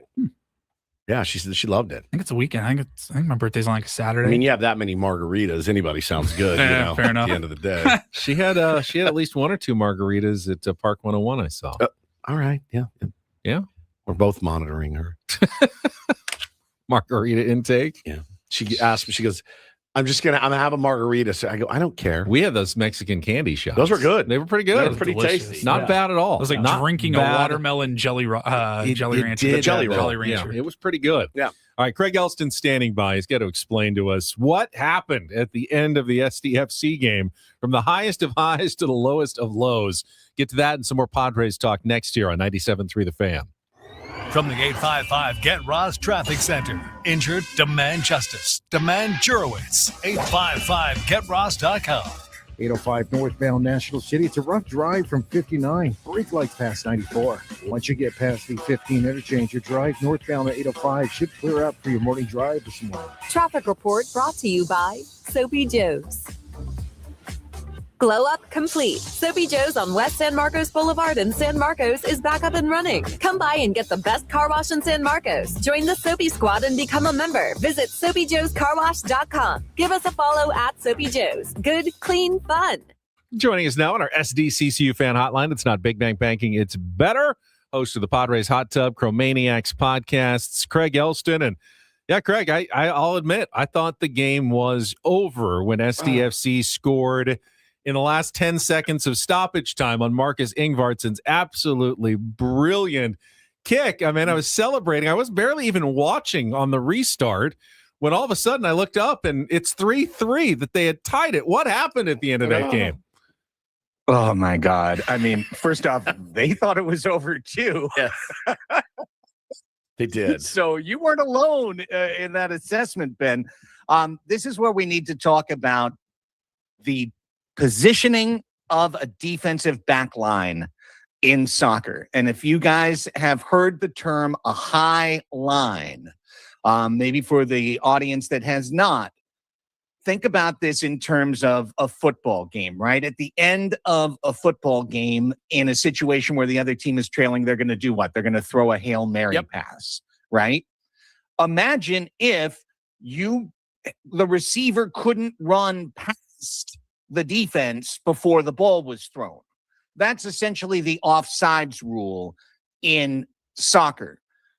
On that play, and multiple Azul and Chrome admitted it after the game, including Mikey Varas, their defensive line is supposed to stay up. They're supposed to pressure the ball off the restart, and the defensive line is supposed to stay together, stay compact, and force the other team, if they're going to send a long ball, to have to run through. And if they send it too soon, it's offsides. If they send it over the top, the goalkeeper has the ability to go out, read the ball, and capture it. What happened instead was the defenders for SDFC dropped back like they were playing in a football Hail Mary situation, like they were guarding the goal line. They dropped back into their box. Well, that creates all the space for Cincinnati to send the ball into the box. And when they did, there was a duel. It was headed down to the other Cincinnati player right in front of his foot, and he was able to score, and they literally scored a goal in 13 seconds. So that none of that would have happened if the defense had held their line and forced Cincinnati to try and play through them. It's incredible. It's an incredible ending. It's very San Diego sports, Craig, but onward and upward. Mikey B was talking about it after the game, that yes, we have a lot of young players. Yes, they made some mistakes. It's about something more long-term here. Obviously, it sucks to get that result, but it's about the future. And you hope they learn from their mistakes, but this team has given up so many goals late. I think leading MLS by far. Sixth time in 13 MLS games, they've allowed a goal in the 80th minute or later that cost them a win or a tie. That's something that tells me maybe they're not learning from their mistakes right now, Craig. Yeah, and on the technical official website, I believe it was points neither gained nor lost because they scored and conceded in the last minute. Yeah. So the resting state was a tie. It started as a tie and it ended as a tie. But yes, it's absolutely a problem.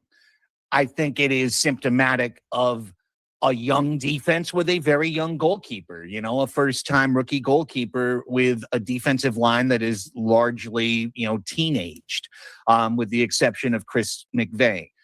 Yeah, it's an issue. It's been an issue.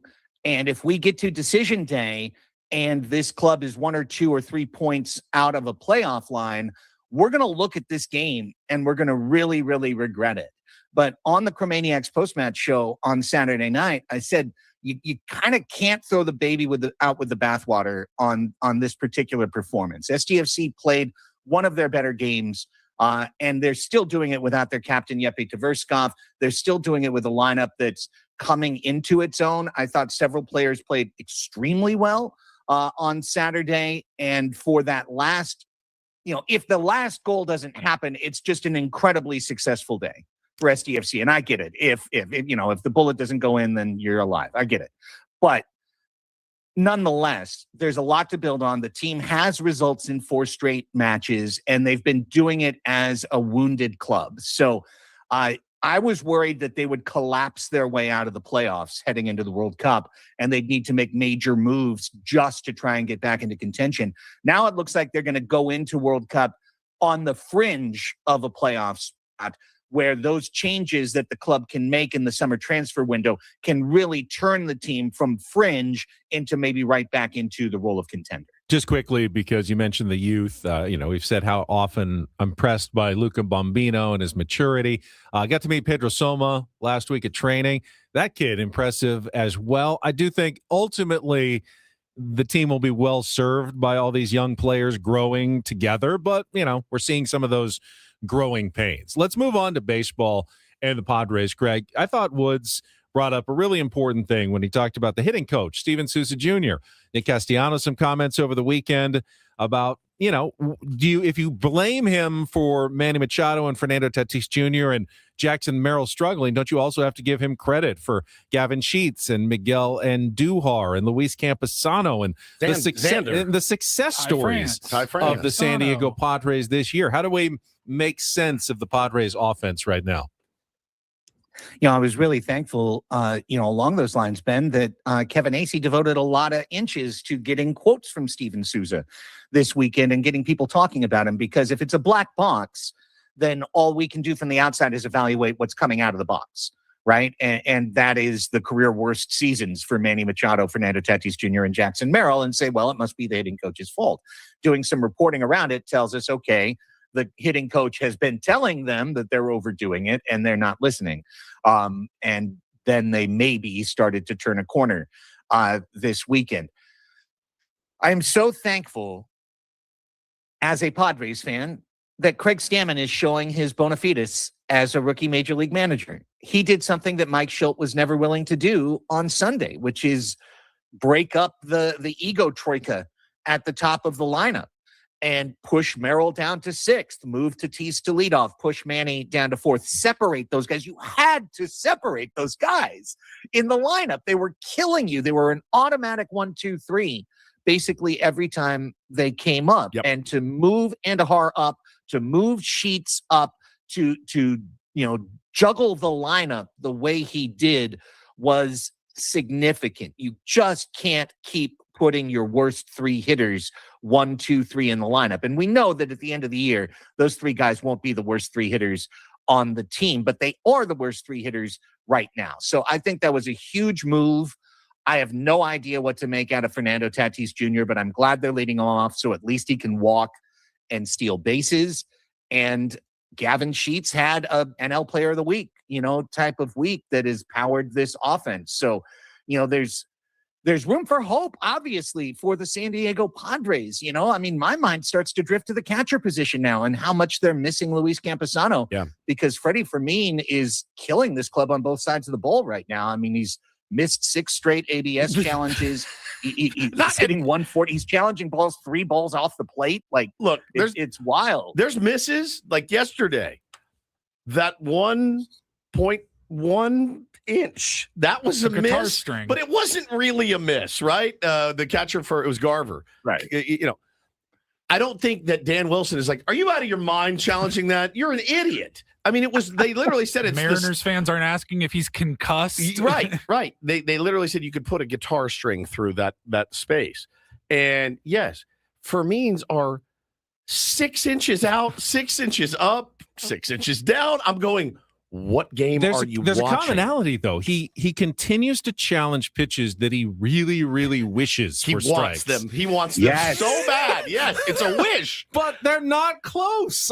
You've got to have both. Yes, I appreciate that. That would be a very high leverage strike call. 3-2. Yes, of course you want that pitch. But it has to be somewhere near the strike zone for you to justify the challenge. No, but I really want it. If I really want it badly enough, maybe the computer will lie. It's crazy. Yeah, vibes-based challenges. Vibes-based challenges. Doesn't work. VBC. The computer. Yep. They're literally asking the computer. So there are no vibes. It's only knowledge. It's obviously Contreras in Milwaukee showed us last week what it's like to be a great ABS challenger. He just doesn't miss. He catches every mistake the umpire makes. Camposano does the same. Campy, exactly. And hey, this team's missing Campy big time right now. This lineup will be even deeper when Campy is back. And, just big credit. A couple of guys I've been critical about over, first one guy that when he was signed and another 2 weeks ago, which I said on your guys' show, Gavin Sheets was hitting like the Chicago version of himself. Yep. Now he's hitting the, lights out. Nick Castellanos has really come around for this team. But what is the common denominator, guys? It's when the players stop chasing. And, I feel like we're starting to learn over the generations, Ben, that we've talked baseball, that walks are sexy. Yes, they can really help. Boring. Walks boring. No, walks are the product of not chasing. Yep. chasing is what every pitcher wants every hitter to do. And Jackson Merrill for a month has been like, cool, I'll chase whatever you want. He's like a puppy, a squirrel. He runs off. And Manny, chasing everything. So Gavin was chasing everything. Then he stopped chasing everything and learned to love the meatball and wait for the meatball to come and smash it. And that's what the Padres have simply not been doing as a group. I thought it was really interesting, AC, talking about hey, they've been really reevaluating. How are we handling our hitters meetings? Are we presenting the right information? I love that level of self-critique from this group. It doesn't seem like there's a lot of egos in the coaching room, guys. And I love that for this team because there's a lot of egos in the clubhouse. But if you can manage this team without ego, with humility, but also with the willingness to move the players around. Laureano, another perfect example, right? They moved into the leadoff spot. He was god-awful. They finally have dropped him down to the bottom of the order. Now he has a chance with less pressure on him to put things together. Now he's putting things together again. I really, really appreciate that flexibility from the manager. Much needed, much appreciated. And I think we're talking to our pal Craig Elsten here on Ben and Woods. I think it's important, too, to note that, yes, you're not going to be a $30 million, $20 million, hell, even $10 million player in the big leagues, Craig, without a healthy amount of ego and self-confidence, right? I will say, though, of course, I have seen the quotes that I see from these guys this season in particular are less ego-driven than I've ever seen them since I started covering the team with Ben 8 years ago. And when you're hearing guys going, I made the point last week. Manny 2 years ago would have said, guys, shut up. My numbers are going to be there. We're winning games. Leave me alone. He's like, no, I stink. I got to be better, right? I don't care. The last 2 days, he sat on the bench and DH'd. I feel like the egomaniac player would make a bigger deal out of all the lineup shuffles and moving this and that and playing different positions. I feel like this team has handled it pretty well. I agree. And I think that is a cue that they're taking from a manager who smiles and laughs in his press conference. Again, look, we criticize Mike's press conferences. Now we're praising Craig's.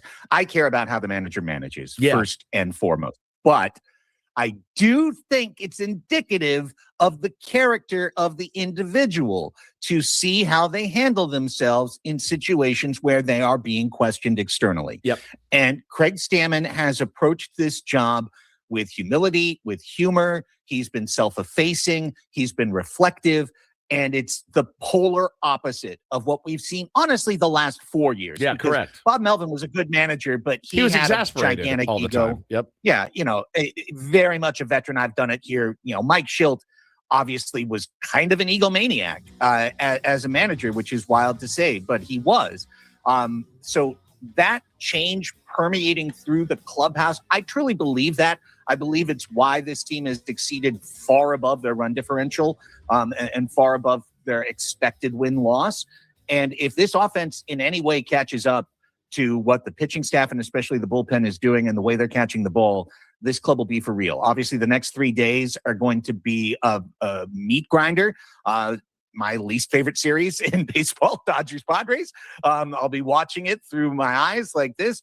But, we'll see how it comes together the next 3 days. Just everybody don't overreact to these 3 games. I really like the character of this ball club and how they're working through their issues. Yeah, I don't think we should be watching it through our eyes. They're important, but they're, Rocky series are worse for me, but this is a close second. I mean, they're important, but it's not. Yeah. This is not the be-all, end-all series. It's May. There's 3 more series against the Dodgers still. There's a lot of games left. Both teams are playing well. Let's enjoy. Let's enjoy the next 3 games if we can and try. I mean, I know we won't, but it's my plea to San Diego. Craig, appreciate it as always. Have a great week. Take care, guys. Talk to you Monday. There's our friend Craig Elsten, and I think spot on about the personality of Craig Stammen filtering down toward his team. He's the most egoless manager in baseball. I don't think there's any question. And if anything, the criticism we had is he's a little too self-effacing at times. Yeah, but it's had a good effect on his players, I think. I agree. For the most part. Record speaks for itself right now. Credit where credit is due to the skipper, Craig Stammen. All right, that is it for our first 2 hours. We will come back. 8 o'clock hour, take on Woods, our Linsider, Dennis Lynn. Still lots to get to, our MLB Reacharound, Reindl Report, and more. Stay tuned. It's Ben and Woods on San Diego's #1 sports station, 97.3 The Fan.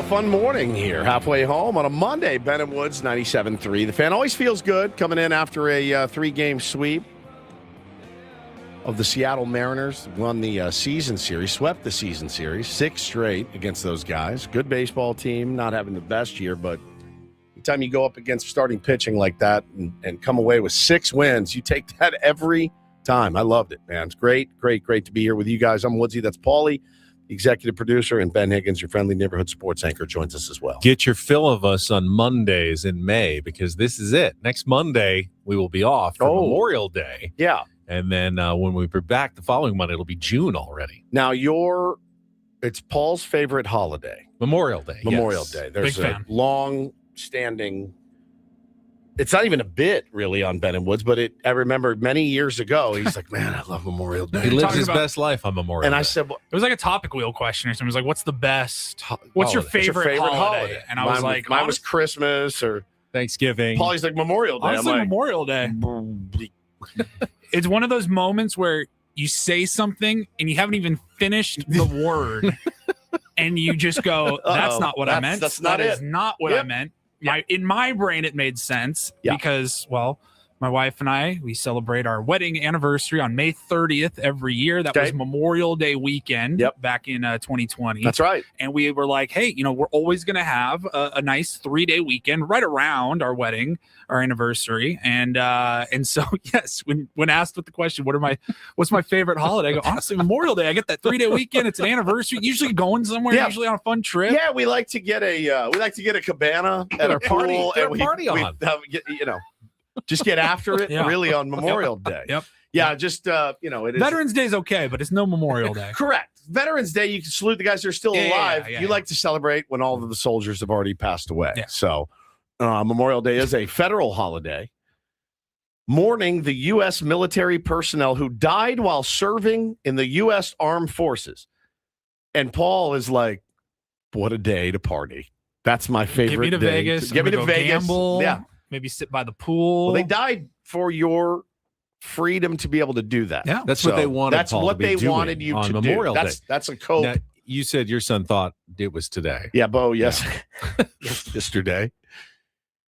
Hannah goes, just so you know, Memorial, you're not going to have school next Monday. The old next. This was yesterday. It is one of the most confusing words.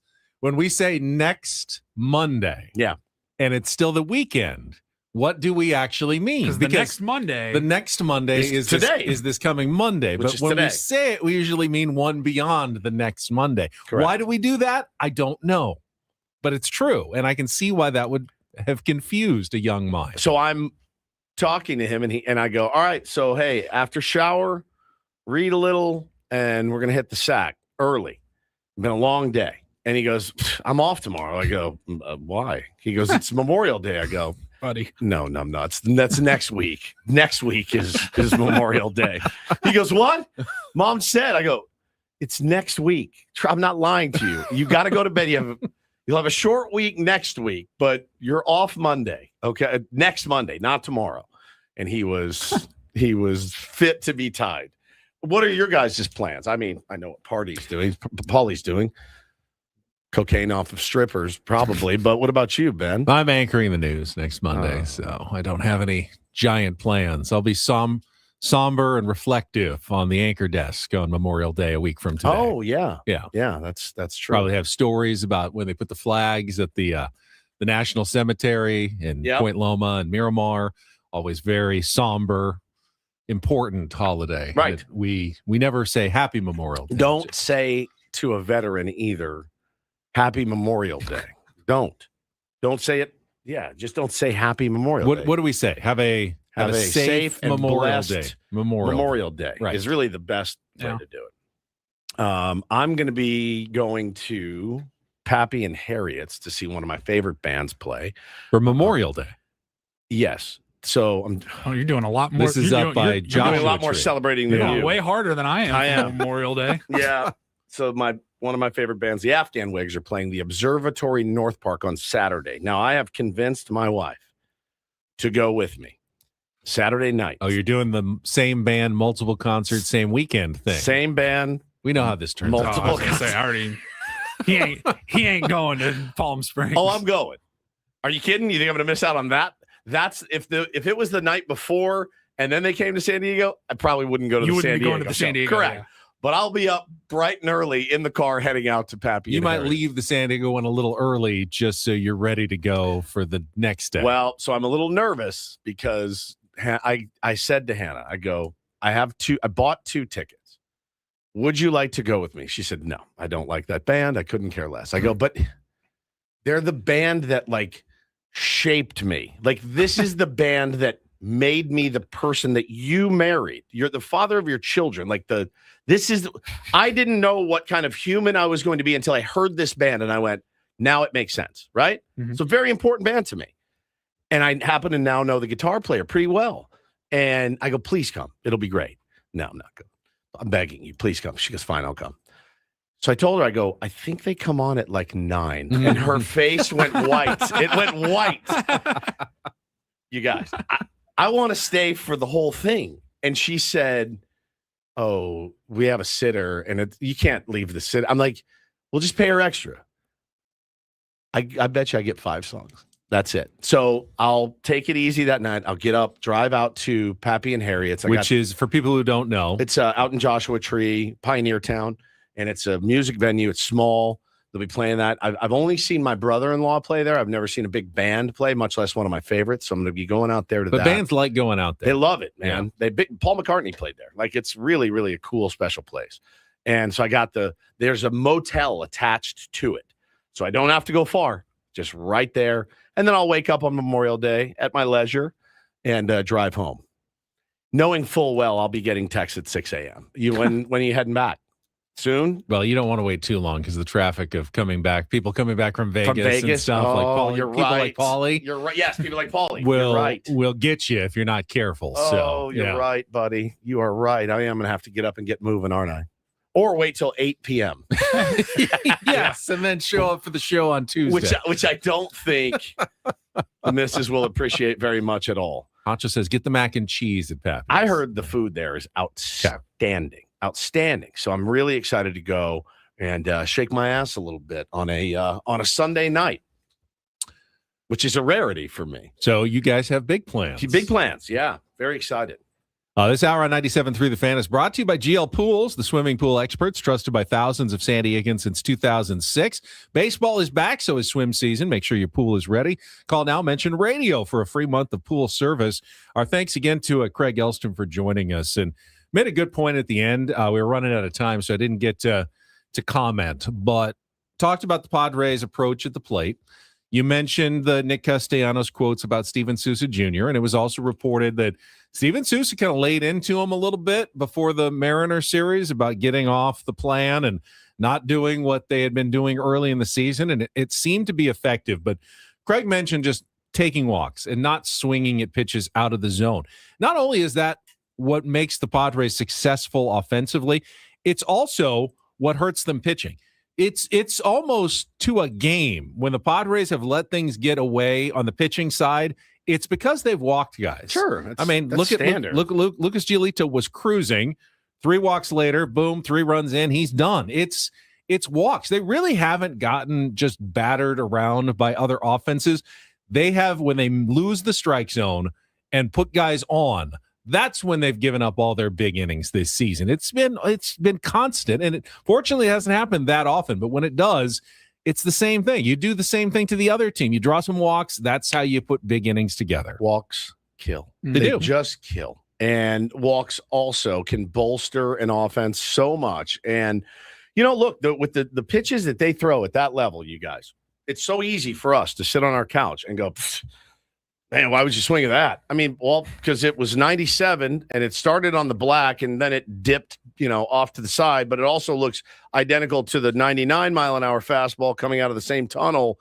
Yeah, man, really hard to not chase. Really hard to not chase. And, I thought they did a good, they have been doing a much better job of that. But yeah, Benny, I mean, you see anxious ABs sometimes, and you do see the Padres when you talk about their approach. There are guys, they go out and I think it was Friday night, wasn't it, against Hancock? He's going to throw us a fastball. We're going to try to hammer it. And they just didn't execute, in the way that they wanted to. I'm fine with that. I'm fine with being aggressive on pitches in the zone. Gavin Sheets was aggressive at the right times, and it worked out. Yeah, 100%. 100%. So I have no problem with this team, having an approach, sticking to that approach. And some nights it's not going to work. Some nights they're going to get you. Sometimes the ball is going to find their glove. So, but yeah, you can't say enough good things about what the offense did the last 2 days. Don't forget, we're going to be giving away tickets for tonight's Padres-Dodgers game between now and the end of the show at 10 o'clock. And we'll talk more about the series coming up in our 9 o'clock hour. What I don't want to do, though, is fall into the trap that we always fall into a little bit when it's a Dodgers series. And that is, no matter what happens, we make too big of a deal about it, and the Dodgers don't make a big deal about it at all. Yeah. Now, some fans will. I mean, the Padres are in their heads a bit. Padres-Dodgers fan, that rivalry is real. Yeah. But there's no way that if the Padres sweep this series the next 3 days, that it's going to crush the Dodgers' spirit and they're going to be lost for the rest of the season. So you have to make sure that if it happens to you, because it could, Padres could lose 2 out of 3, they could lose all 3. It's not the end of the world either. You can't make it the end of the world for one team and not the end of the world for the other team. Correct? I'm kidding. I'm just kidding. No, you're right. I mean, that to me is a very important element. Yeah, it's a huge one. And again, though, I mean, stop comparing yourself to the LA Dodgers, because if the Padres got new, well, I guess we have gotten news like they got over the weekend. Blake Snell's he's doing surgery now. Isn't Glasnow still hurt? I believe so. Yeah, Glasnow. I mean, we lost Pivetta and Musgrove, and they're great pitchers, but they're Glasnow and Snell are kind of a different level. Look, it's not going to devastate them. They will have the ability to get anybody they want at the deadline and then some. They're going to be fine. Go into this. It's just another series, and just play hard. Play the way you've been playing all year, man. And if the chips fall in your favor, great. If they don't, so be it. Yeah, and offensively, the Dodgers kind of got going this weekend, too, against the Angels. Angels, yep. We'll see how real it was. The Angels have been struggling badly for the past month now. So, like Dom says, I don't really care about standings right now. I just don't want to get bodied for 3 games. Be competitive. 100%. Padres have been competitive against the Dodgers for years now. Yeah, be competitive. Fight, battle, have good games, put together good ABs. Don't try to do too much, and just play the game. Play the way you've been playing. That's gotten you 10 games over 500. But this series does not define the season for either of these teams. It's May, guys. Both will be in it long after this series is over. No matter what happens over the next 3 games, you can't win the West. You can't lose the West over the next 3 days, and that holds true if the Padres play well this series. Doesn't really mean anything in July or August that you took 2 out of 3 or swept the Dodgers. So we've seen so many. Let's keep perspective for the next 3 days. Yeah, we've seen so many of these over the last few years, and I know I've been guilty as hell of getting way too charged up about it. But look, there's not much you can say, guys. They're the back-to-back defending champs. What do you say? Right? Like they earned it. They absolutely earned it both times. You tip your cap, and obviously a very worthy opponent, and you go out and try to beat them. That's it. That's it. I mean, this is a good time to be as good of a time to be facing them as any. Earlier in the season, they have some injuries. Yep. Their offense hasn't totally been clicking on all cylinders, like the Padres' offense hasn't been clicking on many cylinders. It's funny though; they're getting all of that, a lot of that production from the bottom of their order, just like as the well. Padres. Just like Andy Pajes is their Gavin Sheets, and even better. But yeah, so. Kyle Tucker is not off to the best start for them. It's a guy that is so scary though. Once he gets going, he can go on a run, and next thing you know, he's hitting 330 and got 14, 16 bombs, and they have the firepower. You're going to have to pitch carefully. You're going to have to pitch, and you're going to have to grind out runs like you have been. All right, we've got Take on Woods coming up next. New rules starting today. 4 categories for the week. But once they're taken, they're gone. So we've got the entire week's categories. We'll lay them out for you. A chance to qualify for the grand prize trip to Vegas. If you want to be our contestant, call now, 833-288-0973. 833-288-0973. Play our game coming up next. Broadcasting live from the Bill House Studios. We know how. It's Ben and Woods on San Diego's #1 sports station, 97.3 The Fan. Gambling problem? Call 1-800-GAMBLER. GEGE 000-466. For a full list of games and rules, play at 7 Mile Casino. Visit 7milecasino.com. First, though, as we head into Monday morning, one of the great things about 7 Mile Casino is, hey, Monday morning, not everybody has the same schedule. They have weekends off and nights off. Some people Need to relax on Mondays and Tuesdays. They work weekends. Well, if this is your weekend, 7 Mile is open right now for card players who want to go have a good time at unusual hours because it's a 24/7 option in San Diego. Yeah, that's exactly right, man. If you're just going to get a bite to eat, you can do that. They got breakfast, lunch, dinner. They got incredible food there. But if you want to go play cards, they got you covered, dialed in at 7 Mile Casino. You got Texas Hold'em, Pod Gal. You've got California-style blackjack, and you've got Baccarat as well. So go sit down, play some cards, smoke-free environment, have a great time. Convenience is hard to beat. Right off the 5 freeway there in Chula Vista. You just get off, and you're already on the frontage road. That's Bay Boulevard. You're pulling in, easy parking lot, easy to get your chips, sit down to the table, friendly dealers, comfortable atmosphere, light, no smoke. So many things to love about 7 Mile Casino. Check it out this week. It's 7 Mile Casino, just 7 minutes from downtown.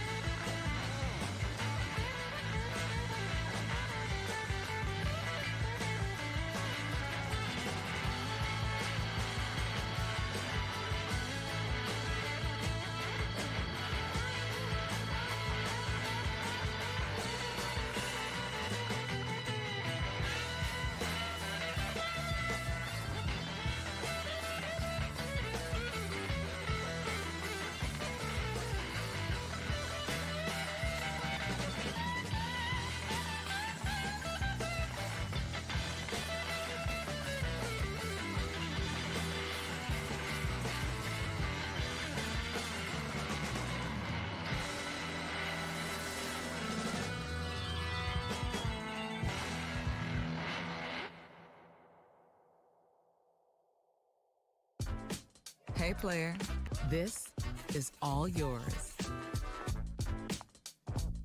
This room with this view. This speakeasy with this cocktail. Hey, could you make that too?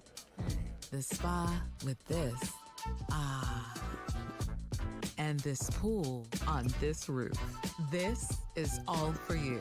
The all-new Hamul Casino Resort, now open.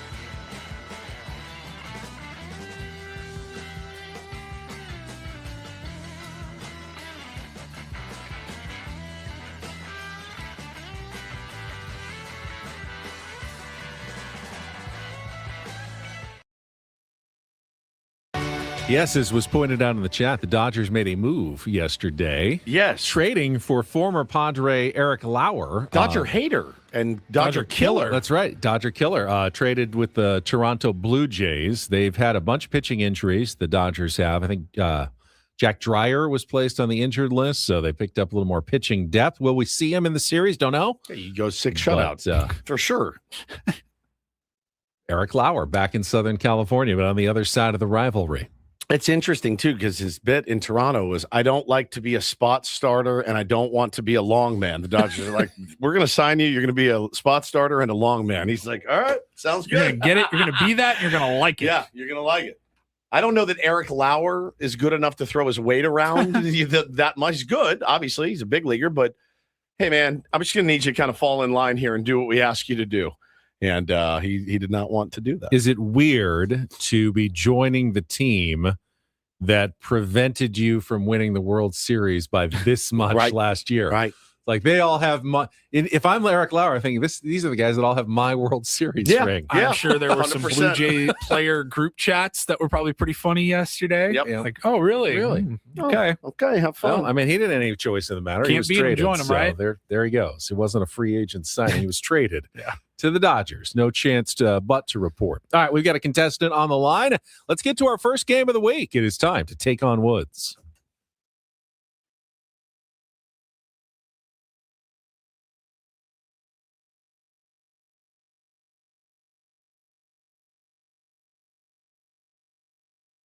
Take on Woods brought to you by Bay Alarm, security and fire alarms for every business. We got you, and we got Marcus on the line today. Hello, Marcus. Hello, gentlemen. How are we doing? We're good. New rules this week, although for you, it's actually an advantage because you have not 3 but 4 categories to choose from. But as they are taken, they disappear, and then we'll come back with 4 brand new categories next Monday. But here's what we've got for you. In music, it's your turn. 5 songs with the word turn in the title. Movies, 90s basketball comedies. TV, B-listers, 5 TV series whose titles are one-word names beginning with B. And our wild card could be anything. In this case, it's called title tracks. Songs that share a title with a movie. So kind of a crossover category. So you've got music, it's your turn. Movies, 90s basketball comedies, TV, B-listers, and the wild card title tracks. What would you like to play, Marcus?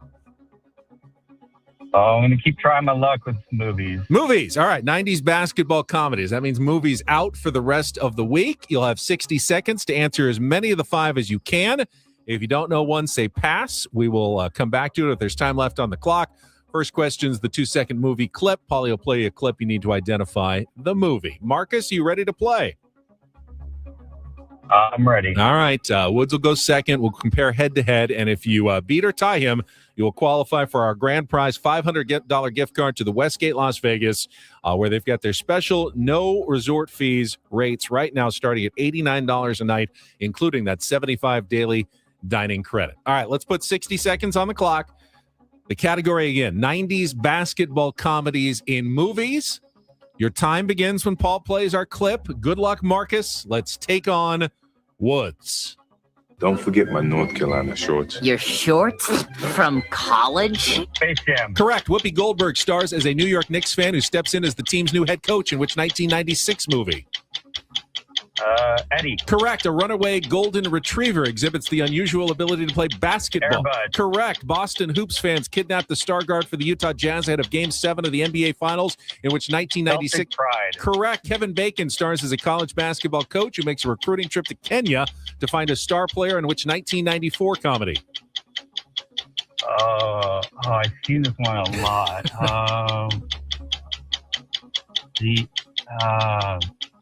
Air Up There. Yeah, you got it. You have plenty of time to figure that one out. That's a 5 for 5, Marcus, and you have done it in movies. Congratulations. Let's see if Woods can match you. Let's bring him back in. Hang on the line. All right, we got a movies category for you today, which means this will be the only movies category for the week. Indeed. All right, let's put 60 seconds back on the clock. Your time begins when Paul plays our clip. Good luck, Woods. Let's take on Marcus.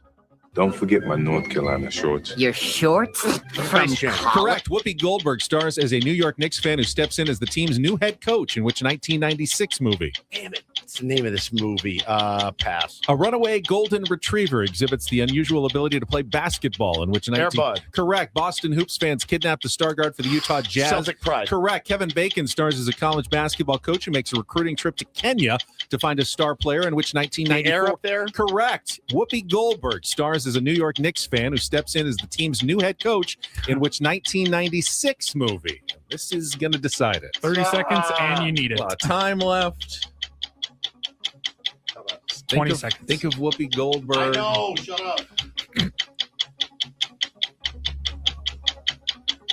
Think Knicks. Shut up. I'm gonna lose my mind. 5 seconds. It's not too clever. It's just her 3, name. 2. It is 1. Out. Eddie.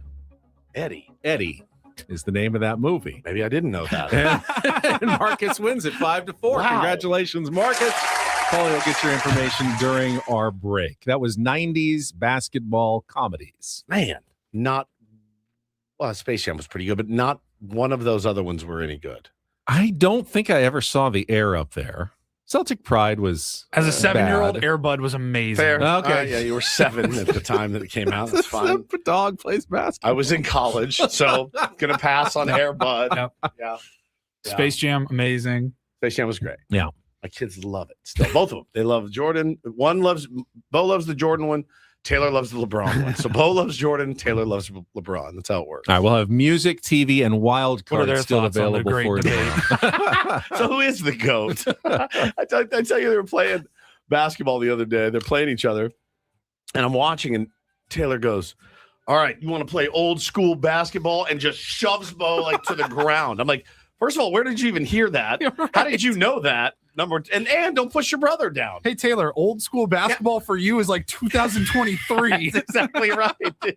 Joe, just chucking threes and not playing defense or what? I saw on my Instagram feed a stand-up routine about the Looney Tunes. Yeah. And it was like, so half of the characters have speech impediments, and that's what makes them funny. Right. And they're all trying to kill each other. Right. And this is what we had our kids watch growing up. Yeah, throwing like anvils on top of each other's head and stuff. So the Roadrunner tries to kill the bird. The hunter with a speech impediment tries to kill the bunny. Yep. The bunny, unless when the bunny dresses up in women's clothes, That's and then right. the hunter falls in love with him. This is what kids watched back in the day. And your parents had no problem with it. All right, we'll come back. Dennis Lynn, our Lynn Sider from The Athletic, all about the Padres 3-game sweep of the Mariners and the Dodgers coming to town up next on San Diego's #1 sports station, 97.3 The Fan.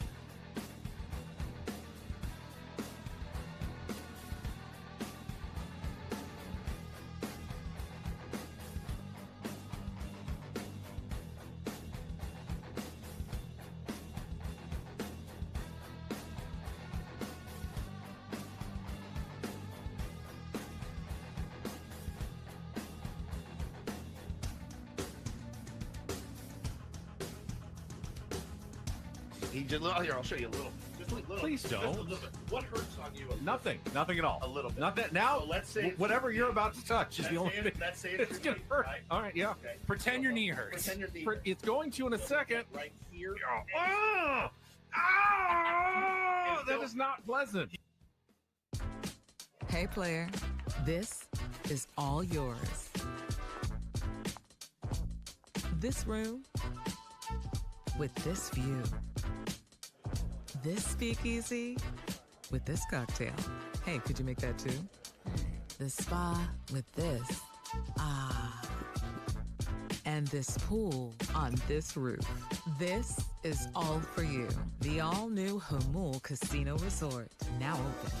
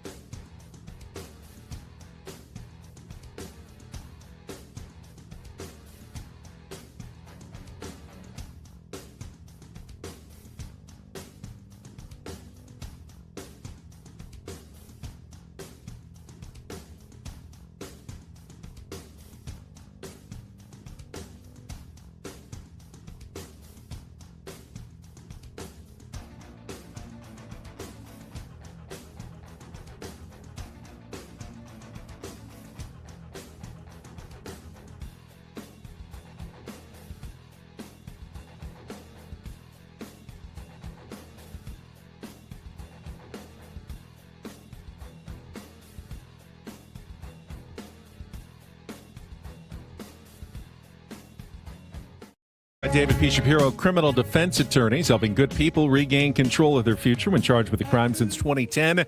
Visit davidpshapirolaw.com. We talked about it earlier.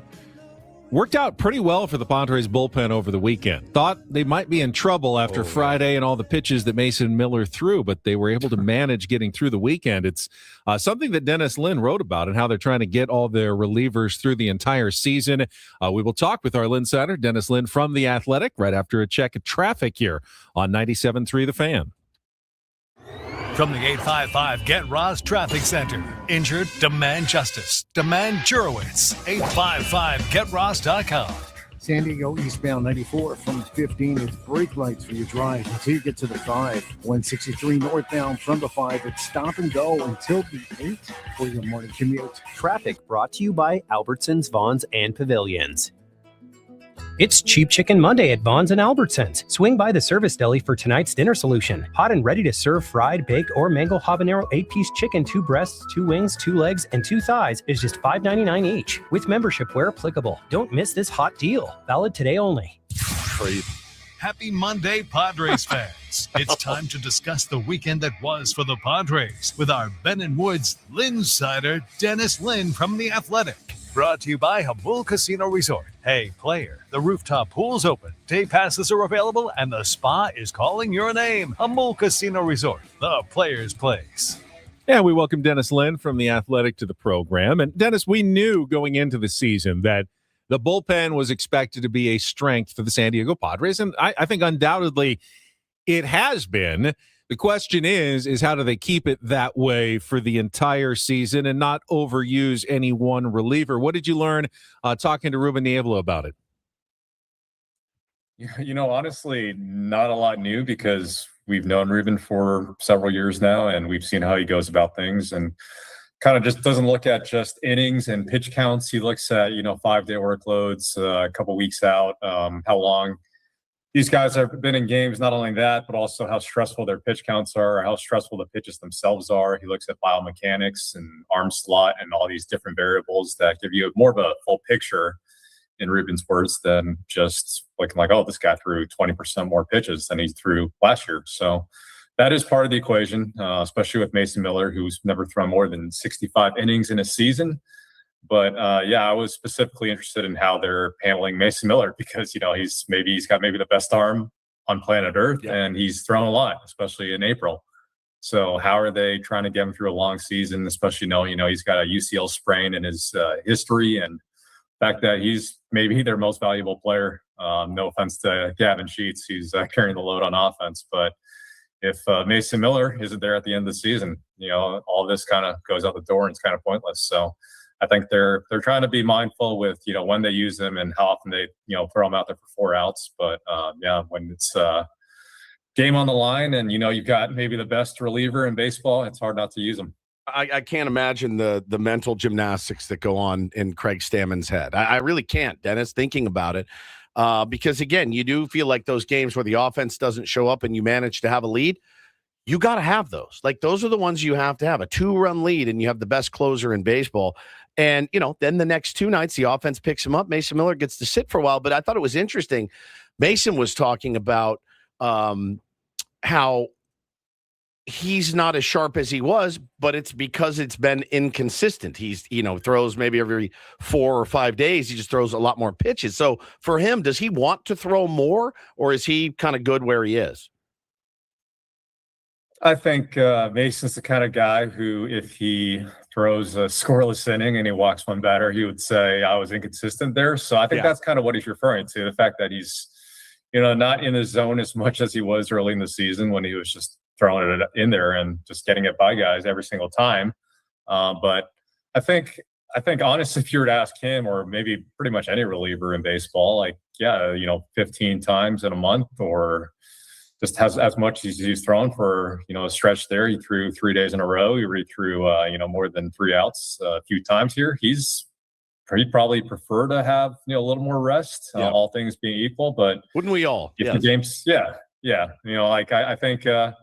I think if he were to, know that, the offense is going to, score 5+ runs every single night, he'd take that. And so would, Craig Stammen and the Padres. But that's not been the case, except for this Mariners series, I guess. And we'll see if the Padres can carry that offense forward. But he's excited to pitch when, the game's on the line. But also at the same time, he realizes, he's got a future to preserve, protect. So like you said, a lot of things for Craig Stammen to balance. Well, it's funny because I saw your article come out and I go, have we overused him? Is he on pace for some inordinate? It didn't feel like it. Yes, I saw it. I read your article. I went, oh, no. Now I have something new to worry about, Dennis. Yeah. I think, again, if you were to give Mason Miller a truth serum, he would probably be just a little bit tad worried, too, about his usage so far. I mean, he said it. He's like, I've thrown a ton. Maybe that's part of it. Maybe that's why I haven't been quite as consistent recently. And I think, if the offense, again, can do what it did against the Seattle Mariners more often, then they should be in pretty good shape. But otherwise, again, he's the team MVP. But he's not going to be the team MVP if you just lean on him like this all season. I got a solution. Use Bradley Rodriguez more. He looked fantastic again yesterday. I was actually curious. Dennis Lin joining us on our SDCCU fan hotline. It's not Big Bang Banking. It's better. We thought maybe Bradley could be headed back to AAA to save some innings when they needed to call up Lucas Giolito. As it turned out, they were able to put Matt Waldron on the IL and kind of work out things that way instead. But I mean, Bradley, if you're the Mariners, he comes in the last 2 innings. He's like, that's your mop-up man coming in the last 2 innings of the series. Right. He's looked really good, but can they expect like him to last all season long? It's technically still a rookie, I believe, isn't he, or a second season at most? Yeah, he's had arm issues himself in past years, and that's always a question with a young reliever coming up for the first time. These are much more stressful innings than even pitching on the surface of the moon in El Paso, because you're facing a lot better hitters. And, in his case, even though he's a rookie, like you said, he's pitched in a lot of close games. And even though yesterday wasn't a close game, that's still, 2 big innings to essentially save Mason Miller for the Dodgers. So, yeah, I think if you were to ask the Padres, hopefully you don't go more than like 60 plus innings for him this year. But, he's been arguably their second best reliever so far. So you got to use him when you can, and, kind of hope the other guys like Adrian Morejon, who's had some bad luck, kind of turn it around, and Jason Adam can, stay healthy and kind of, save him too, because he's got a future to think of too, and the Padres have to think of his future. But right now it's working really well. So I see why they're throwing him out there as often as they are. Well, and you can also see why, Craig Stammen yesterday decided to let Lucas Giolito go, the extra. I saw a guy in our chat was like, oh, he went too long. I'm like, man, 59 pitches, 1 hit, 7-0 lead. Bullpen, not in shambles, certainly, but trying to stop overworking them. I thought, Stammen has done a good job with that, I think, to this point. I was just looking at some reliever innings, and we got a couple guys, in the top 20 of reliever innings, but, the starters being able to go through 5, 6 is really helped. I think if you ask any fan base, especially online, like whether their manager is good at pulling the starter when they should, the answer is always no. Like, our manager is terrible at it. But yeah, I think Craig Stammen's done a good job overall. They don't have, like 30 or 60% of their, expected rotation right now. If you're counting Yu Darvish before surgery last year, and, given the fact that their rotation is not what, they want it to be, and the fact that they've been able to keep, their team in most games with the starting rotation that they do have, I think that's a testament to what they've done so far. So, yeah, I would say, Stammen, rookie manager, even though he's a former pitcher himself, he seems to have a pretty good feel for things so far. And I think it helps having Ruben Niebla on your side too. Yep. Dennis, what are you going to be focusing on during this Padres-Dodgers series? I kind of went through last hour and said, this is not the be-all, end-all of the season, but, good litmus test at this point to see how the two teams match up. But again, lot of baseball still to be played after this series. Yeah, it sounds like the same old answer, but right, it's the big three: Manny Machado, Jackson Merrill, Fernando Tatis, especially, of course, no home runs still, as I'm sure you've all noticed. See if they can continue winning. Why is no one's talking Fernando about? Doesn't have any home runs. No, but nobody's talking about those top 3 guys struggling right now. I haven't seen much of that. No. Yeah, a little trend I came across for the first time over the weekend. This is why we have you on. Yeah. When I think they went 3 for 26, 3 for 30, something like that, and they swept the Mariners. If you were to tell us in advance, like those would be the numbers, and that's kind of a microcosm of the entire season, right? I think the Padres are screwed, but the Padres are not screwed. They're a half game behind the Dodgers. But if this is the best offense they're going to play all season, clearly. If the big three are going to continue to do this, I kind of struggle to see how they sustain this pretty unsustainable pace they seem to be on. But, guys like Davin Sheets and Miguel Andujar and Ty France keep doing what they're doing, maybe. But at the same time, it's kind of like it's kind of a matter of more like when, if not if, these guys are going to get it together. But I think, just see if these guys can kind of match the star power of the Dodgers, because that's what the Dodgers still bring to the table. And that's why they're still, the reigning champions. Good pitching matchups, too, especially the first and the third games with Michael King against Yoshinobu Yamamoto and Randy Vasquez against Shohei Ohtani. At the very least, to see how you measure up against 2 of the top pitchers in the league. Again, Padres have faced a lot of tough pitchers so far. That'll be one of the things that I'm looking for, Dennis.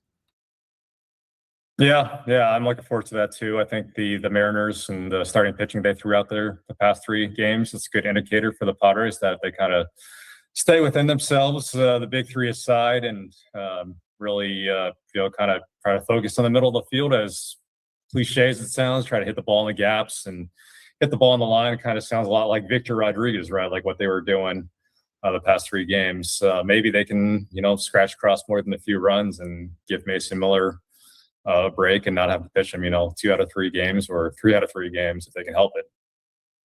Dennis, appreciate it. Have a good week. Hopefully we'll see you out at the ballpark at some point as well, as Padres on a 3-series homestand. A couple more good teams coming in as well, as the A's and the Phillies will be in town. So we'll have a lot of baseball to cover, and we'll talk to you again next Monday. Oh, no, wait. Memorial Day. We'll have to bump you back maybe to Tuesday. You're bumped. Sounds good enough to me. Yeah, Officially talk bumped. to you guys Tuesday. All right, Dennis Lynn from The Athletic, our Linsider, brought to you by Hamul Casino.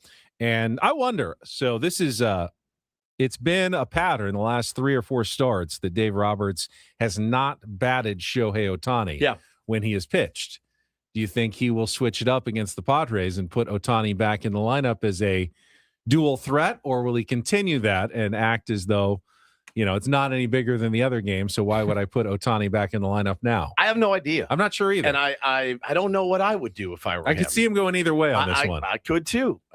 He is starting to hit a little bit more. He is. So I think if I'm honest, I'm a Padres fan, I hope he doesn't hit, because it's just half as much of a threat. Yeah. Anytime it's still going to suck facing him on the mound. You face him on the mound and 0.8 ERA. Right. So I hope they don't hit him, but he is starting to hit the ball. He's coming around offensively. It's about managing his workload. It's catching up to him a little bit, and for good reason, man. I coach a Little League game. I can barely get out of bed the next day. So, the guy is a specimen. He's a freak. And but at the end of the day, man, it's a game in May, right? It's a game in May. So I'm not, if he does bat him, I'm not going to be like, ooh, it's Shohei Ohtani. Do what you got to do. I'll be a little, ooh. Well, you haven't been doing it against the other teams, but all of a sudden against the Padres, he's going to do both again. I think that would be kind of interesting. It would be interesting, but I mean, he's hitting now. He's hitting. He hit a couple bombs maybe this weekend. He has, yeah. Hit a little bit. He wasn't for a while. One of them was kind of the Little League version. It was a Little League version, but those still, we'll take one of those. Yeah, Fernando will definitely take one of those. Do you guys expect any extracurricular activity this week? I don't. Absolutely not. I really don't. Dave Roberts going to put his hands on this manager. No. That's the other thing, is he wouldn't dare go after Craig. He hated Mike Schild, and Mike Schild hated him. That was fun. I love Craig Stammen. I mean, Dave, I think no exception. Everybody likes Craig Stammen. Craig Stammen might have helped Dave win a few games back in the day. You know what I mean? So maybe. No, I don't think there'll be anything funny. I don't either. Series. I don't either. I mean, unless Tatis gets hit 4 times again. Right. That's the wait thing. and see You're what always happens. one pitch away from you're something. one pitch away from something. Got a question for Woods. Curious about, and we'll get to Paulie's Reindl Report next on 97.3 The Fan.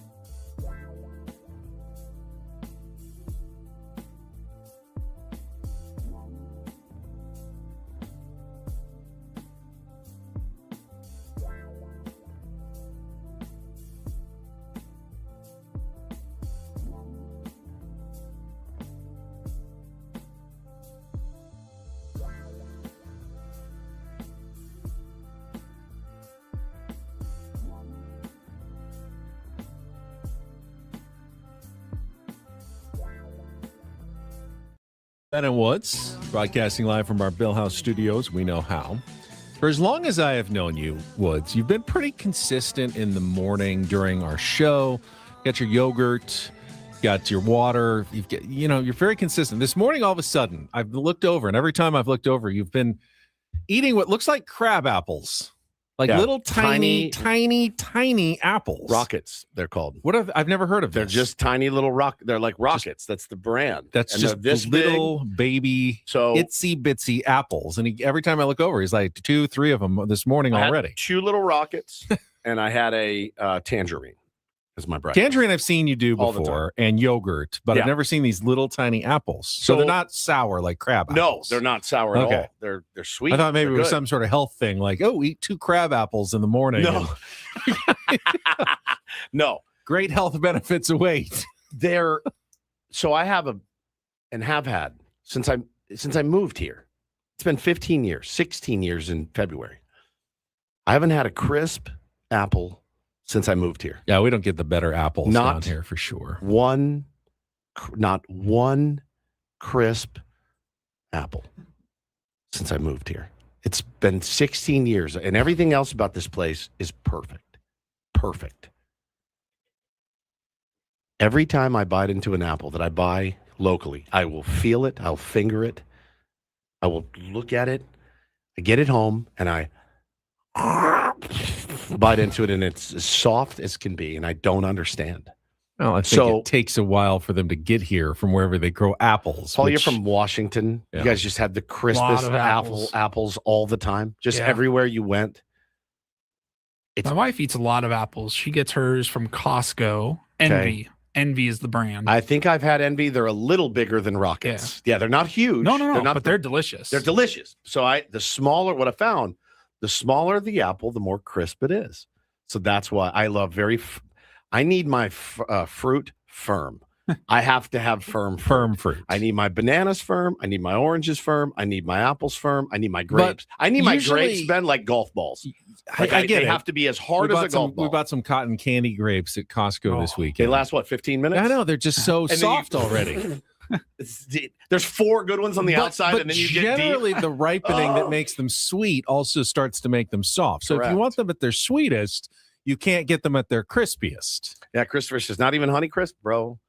I've been around the county looking. It's one of my biggest. I finally stopped. You basically just want to walk through an orchard and pick them off a tree. I need the juices running down my chin, right? And it's got to make a sound when I bite into it. That's like, right? And I just haven't had it, man. I haven't had it. Adam says go to the farmers markets. Yeah, maybe that works. But I know these little ones, I get the benefit of an apple, and it tastes good. It's sweet and it's crisp. And I'm happy because it's small, but it's 2 bites. It's like 1, 2. And it's like tiny. They're tiny. Tiny little corn on the cob. Just 1, 2. And so I've been working those into the pre-workout. Remember when you'd go to the Chinese restaurant, they have the little tiny baby corn corns in there? Baby corn. Repulsive, by the way. Repulsive. They're not repulsive. They're disgusting. Fine. Is it actually corn, like little tiny corn, or is it something else? I don't know. Is it in an entirely different vegetable that just looks like corn to us? Yeah, it looks like corn, but I hate them in my food. They're all dangly and weird. They're soft. So they're gross. not crisp at all. And I don't like water chestnuts either. No, I'm not a big fan of the water chestnut, but they are crisp usually. No, and it was my apple eating annoying you because it can be annoying watching someone eat an apple. I just was so shocked at the size of your very apples. small. They're so small. They're like big grapes. I mean, they're not super big. My kids like them. You can put them, they fit in a lunchbox, right? Remember when you get to school and your mom had packed you a lunch and you looked at the side of the apple and it had a big ass bruise on it from swinging around in your lunchbox?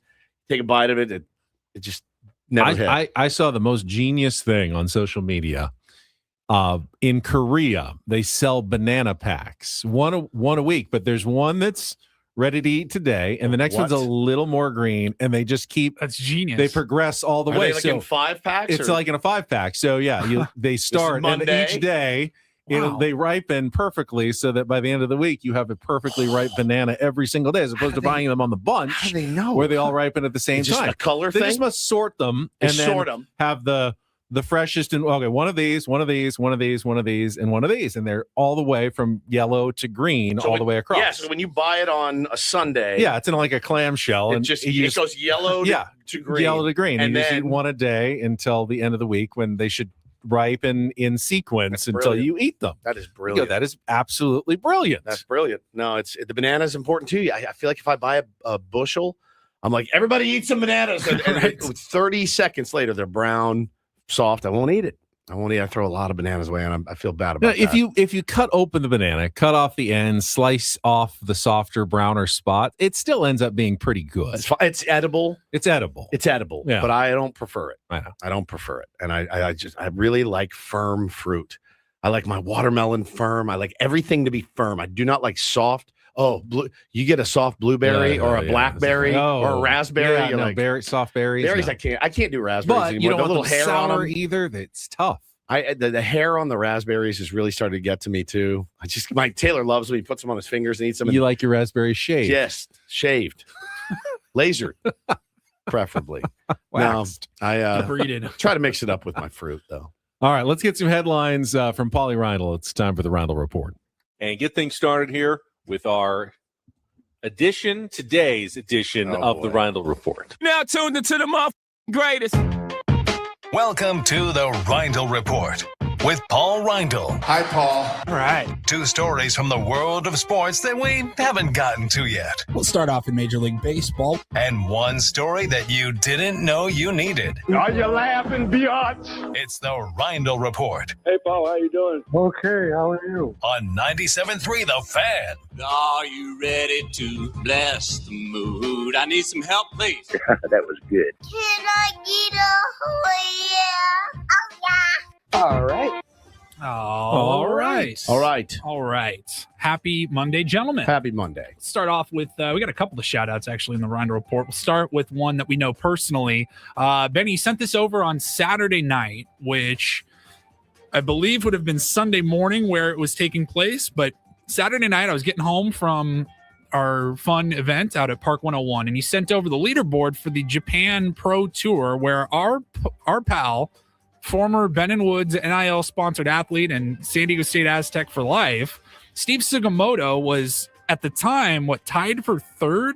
He was in the final group of the Kansai grouping. Open Golf Championship 2026. By far the furthest he's made it into a professional tournament. Right? Very, very good performance. Wow. Now, he didn't kill it on the last day, shot his worst round 1 over 71, but still finished in a tie for 6th and won 87,500 yen. How much is that? It's $550 as his top prize. I like 87,000. It was a tough tournament though, tough course, just like the PGA Championship. The winning score overall was 9 under. Who won?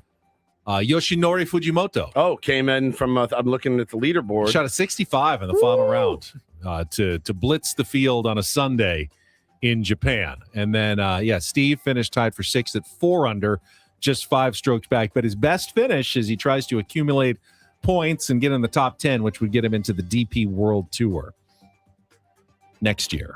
That would be huge. And DP World Tour. Yeah. Yep. Anytime you get a chance to make it to the DP World That's the Tour. European Tour, essentially. Right. But there's big money on that tour. So congratulations to Steve.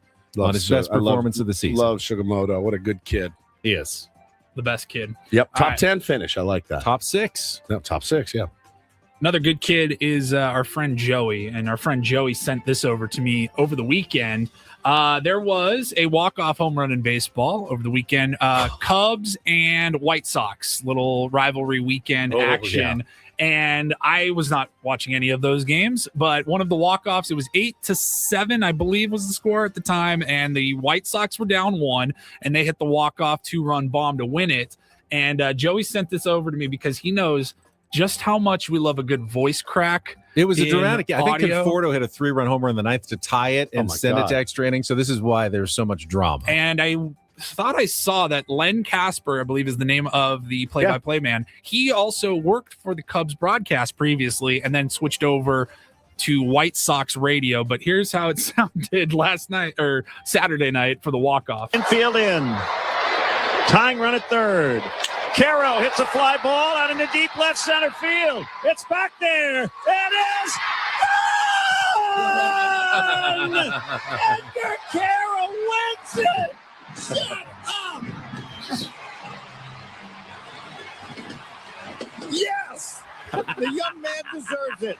That's so good. Oh. Shut up. I like that voice crack. I like that. Ah! It's so good. Field. It's back there. It is gone! Wow. Save that. Save that. And I like the yes. It is gone! Yes! Yes. I thought you were going to talk about the PCA story, Paulie. We could talk about that as well. That was I don't have that audio because you would need to bleep it out. Yeah, at that field, Ben, they have the chain link fence, and you can sit down in those seats there, which would be behind the warning track in the outfield. Yeah, it's so cool. You can sit down there, and you're looking through the chain link fence, and there's PCA running up to make a catch, and he doesn't make it. And this girl starts talking smack, and I think from what I could gather, she said, "You suck." And then he hit her with the blank my blank. Now, my wife is a huge PCA fan, loves PCA. I said, "Babe, what do you think about your boy last night? Are you going to ring the misogyny bell on PCA?" She said, "Yes." Yeah. But she says, "I still love PCA." Obviously, he was caught up in the heat of the moment. So he gets a pass for it. I don't ever get a pass for any light misogyny that I might exhibit on accident. But PCA gets a hardcore thing to say to any fan. I feel the same way. Like, blank my blank. Just even for you suck. Yeah. Hey, you suck. Blank my blank. I mean, if I gave Rory crap and don't do this for being a little soft. PCA. Yeah. PCA. I mean, you can maybe hey, bleep off, or something like that. I like a bleep off. That would be okay. Huge fan of the bleep. But blank off. my blank. Blank my blank is something. That's pretty hardcore to say to a fan, especially a female fan. Correct. Yeah. Correct. Yeah. Now, a male fan, remember in Major League, Tom Berenger goes over to that girl's house and her fiance's there. And it's very awkward. And then he's saying goodbye. And he goes, "I'll let you know if I land the job. I bet you're real concerned." And he goes, "Well, I just wanted to see what she would have had in store for her. Stay away from her." And Tom Berenger goes, "Blank my blank." And it was just the most classic hard-ass movie line ever. So man to man, I think is fine. He had one of those weird apartments where you get out of the elevator, and you're already in the apartment. I don't want that. It was very confusing. I do not want that. I totally understood Tom Berenger's confusion there. Like, wait, I'm already inside their house when I got out of the elevator? Your buddy sounds like, you're like, "Why are you in my home? Your stupid elevator opens right to your apartment, idiot." I'd have there needs to be another door between the elevator and the apartment. You cannot get off the elevator and walk into my home. You just can't. You walked right into a dinner party. Or Jake Taylor. He was just there to discuss a book with Lynn. Yeah, of course. Blank my blank. Yeah, yeah, that's a don't do this for PCA. Yeah, for 100%. sure. Let's see. Is this finally? Yeah, wrap it up here with our third and final story. Another shout out. It's one of my favorite things in sports. The friendly rivalry between one Shaquille O'Neal and one Charles Barkley. Sure. And the shout out goes to Shaquille O'Neal, who has been going back to school, and he went back to his alma mater, LSU, and graduated and got his master's degree. And if you guys remember long ago when you graduated, you guys have to do the you had to fill out the phonetic card with your name on it for the person that was reading the names at the graduation. I mean, mine's pretty simple, so I don't think that. Fair enough. I didn't walk, so. Never mind. Okay, I'm the only one that had to do this. You had to your name. Fill out a card. Paul, Thomas, you didn't really have to phonetically write those, but then Reindl for sure had to spell it out, write it out. You get it all the time. Reindl, you have mistakes made with your pronunciation often. Correct. And so let me see here. Shaquille O'Neal's legal name is Shaquille Rashawn O'Neal. So when he stepped up to the podium, this is what everyone in the arena heard as the person read out his name, the newest master's graduate. Shaquille, I hate Charles Barkley O'Neal. That's good. It's not his real name. Shaq wrote, Shaq, I hate Charles Barkley O'Neal. Adam makes a good point here in the chat. He goes, I'll never forget when our old boss Michael mispronounced Paul's last name at the company holiday party last year. Yeah. Paulie won the $1,000 gift card. He's like, oh, and it goes to Paul Reindl. Reindl. Yeah. I was like, is that why Michael really left the company? Do we now know? Embarrassment. It's the embarrassment of mispronouncing I had Paul's him name. removed for that. Also, PCA said blank my blanking blank. Oh. Yeah. Wow. Not just blank my blank. Blank my blanking blank. Yeah. You can't get much more hardcore than that. Nope. That's about as hardcore as it gets. Everyone go home and tell your wife that tonight. Don't See how do that goes that. for you. Don't do It's not going to go well. No. Blank my blanking Shaquille, blank. I hate Charles Barkley. Pretty good. O'Neal. Chuck's just wherever he is on Saturday going, cool. Why am I trending that? Jesus. God. Yeah. Thank you, Paulie. Thank you, Paulie. You're welcome. Speaking of basketball, a crummy Game 7 last night, the Cleveland Cavs annihilated the Detroit Pistons on Detroit's home floor. That's it. By 31 to win and God. advance to the Eastern Conference Finals. The Knicks have been waiting for like a week. Yeah, the New York Knicks. That series will start tomorrow. The Western Conference Finals begin tonight. San Antonio at Oklahoma City. Oklahoma City's been waiting around forever. They've won all 8 playoff games they've had.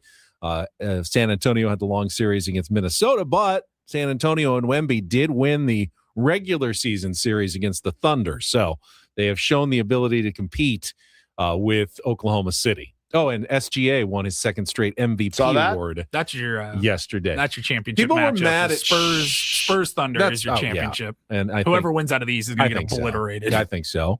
People were mad at Shams Charania for revealing the MVP winner before the actual announcement. But I mean, it's his job. He got the news beforehand, so I did see that came out. That came out early in the morning. Yeah, he dropped it early in the morning. The announcement was supposed to be later in the day. He got it first, so that's what he's supposed to job, do, right? I think he did his job. Yeah. If he gets that tip and knows that it's confirmed and it's going to be announced at 4 p.m. or whatever, like, is that really on? Is he supposed to hold that? It changes the the Kalshi market for it. Very Obviously true. quite a bit when Shams does that. But Yeah, I guess that's not true. his job either to care about that. He gets news, he breaks news, and he did. And it's SGA again, which is not a surprise to anyone. No. Of course, it's going to be SGA.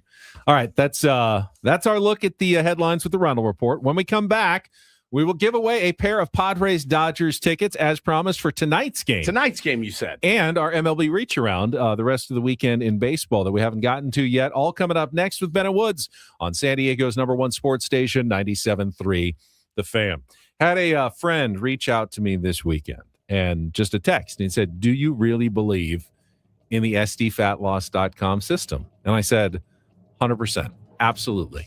It is I got a DM from a tier 1. I posted a picture of all of us at the Park 101 thing, and she writes in my DMs, Ben is looking skinny. And I go, cool, thanks for coming onto my page and talking about how great Ben looks. I appreciate the compliment, but I do believe in it. It worked for me.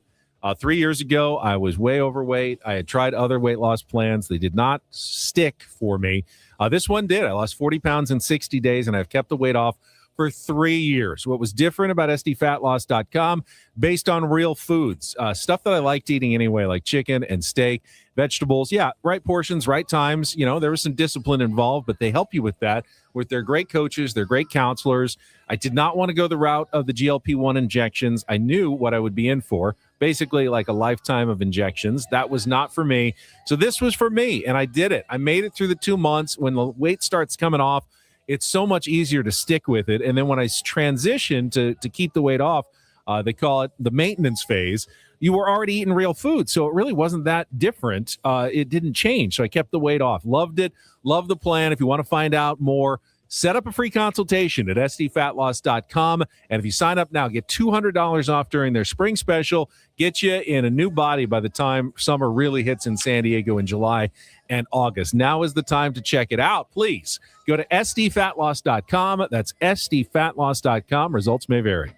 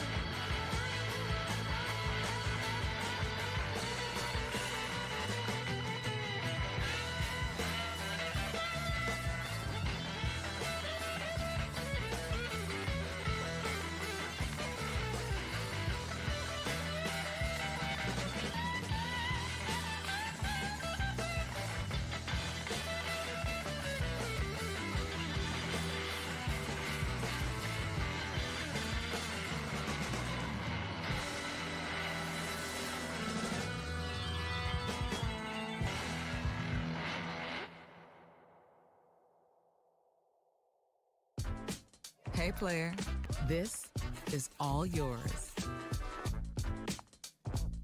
This room with this view. This speakeasy with this cocktail. Hey, could you make that too? The spa with this. Ah. And this pool on this roof. This is all for you. The all-new Hamul Casino Resort, now open.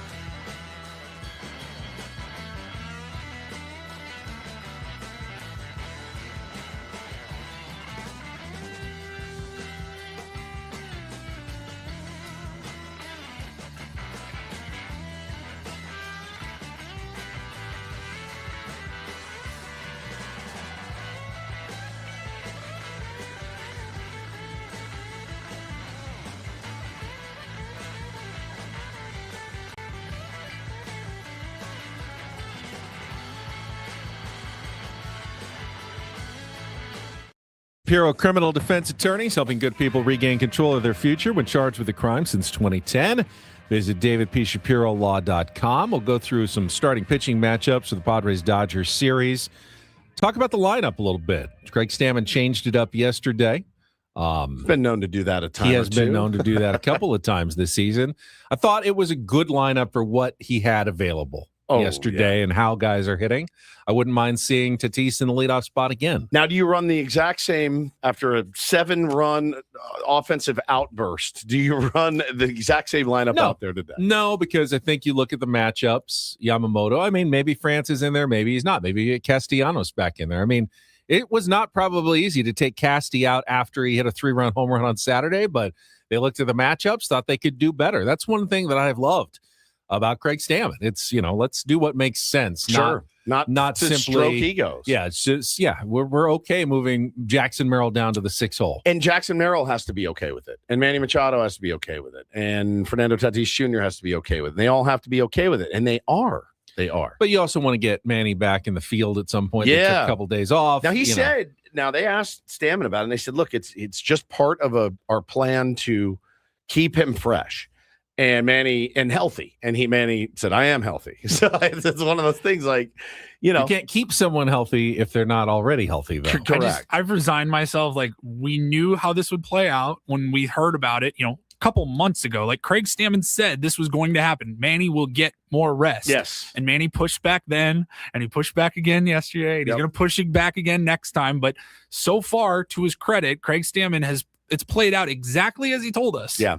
No doubt. Now, I think it would be easier if Manny was thriving at the plate because of it. So he wants to get out there just because you can't break out of a slump when you're not in the lineup. So at least you can if you're DHing, but again, it keeps you in the rhythm of the game. He's not a full-time DH yet. We'll talk about that coming up. First, though, let's get to the rest of baseball. Time for our MLB Reach Round. They're doing the reach around. They're doing the reach around. Everybody's doing the reach around. Yeah. I complained that the Dodgers get the easy draw on their natural rival, the Angels, which they do, and they swept the Freeway Series yesterday with a 10-1 win. 31-3 in a 3-game series. I'd say that was. But the Padres did win all their games in their natural rivalry as well this year, so it didn't actually affect it too much. Roki Sasaki went 7, actually had his best start, 1 earned run and 8 strikeouts, no walks. The Diamondbacks managed to take 2 of 3 at Coors Field. Corbin Carroll hit a pair of home runs in an 8-6 win over the Rockies. He's so good, man. And the Giants got a lot of late offense, including an 8-run 8th inning with an Harrison Bader grand slam and a 10-1 win over the A's in Sacramento. Sacramento, good spot. Luis Ariz got a pair of home runs over the weekend. 25-mile-an-hour winds blowing out to right field. So. Can we get Fernando Tatis Jr.'s Sacramento stat? Padres don't play there this year. A's are coming here this week to face the Padres at Petco Park. Mentioned the White Sox with the 9-8 win over the Cubs. You heard the call earlier.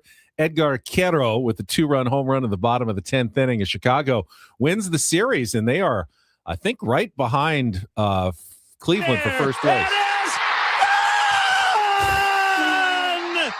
They are right behind Cleveland for first place. They've actually been playing pretty well, including that taking 2 of 3 from the Padres at Petco Park. They're a fun team to month. watch, man. Mets win their series against the Yankees. Tyrone Taylor hit a 3-run homer in the 9th to tie it, and Carson Benj, fielder's choice with the drawn-in infield in the 10th to win it and beat the Yankees 7-6. So probably the highlight of the Mets season this weekend, taking 2 of 3 against their natural rivals. This worries me. The Phillies have figured it out. They are not dead anymore. They swept the Pirates with a 6-0 win. They beat Paul Skeens. Bryce Harper went deep off Skeens. And the Phillies are now 15-4 under Don Mattingly and have climbed back above 500. So crazy. They were dead and buried. They were done, and now they're right back in it. They're, I think, just behind the Padres, Cardinals, and Brewers in the wild card race. They're back, a dangerous team as we always thought they were going to be. And I'm sure all those Philly fans that wanted them all jettisoned into the sun have returned to normal. I'm sure they have. Feeling a little bit better about their chances. The Royals blanked the Cardinals 2-0. Stephen Kolek, old friend, 2 relievers combining on a shutout as Kansas City avoids the sweep. Right now, that trade's not looking great. No. Freddie Fermin, we talked about it earlier, has been struggling offensively.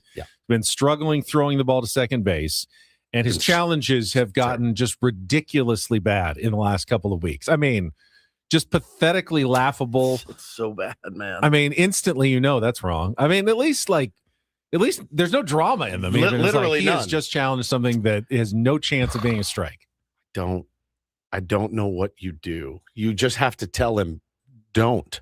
But you want you let the pitcher start doing it now instead? I don't know. I feel like he's trying to please the pitcher too much. Like the pitcher wants it really badly. On so a 3-2 pitch. Yeah, it's like you nailed it earlier when you said he's been calling challenges on pitches he really wants, not pitches that are close, which is like an ego thing. It's like almost? it's just like a God. That would have delusional. Been a big it's like delusional. It's a delusional false hope. And the computer is so accurate. It's so accurate, and you have to know.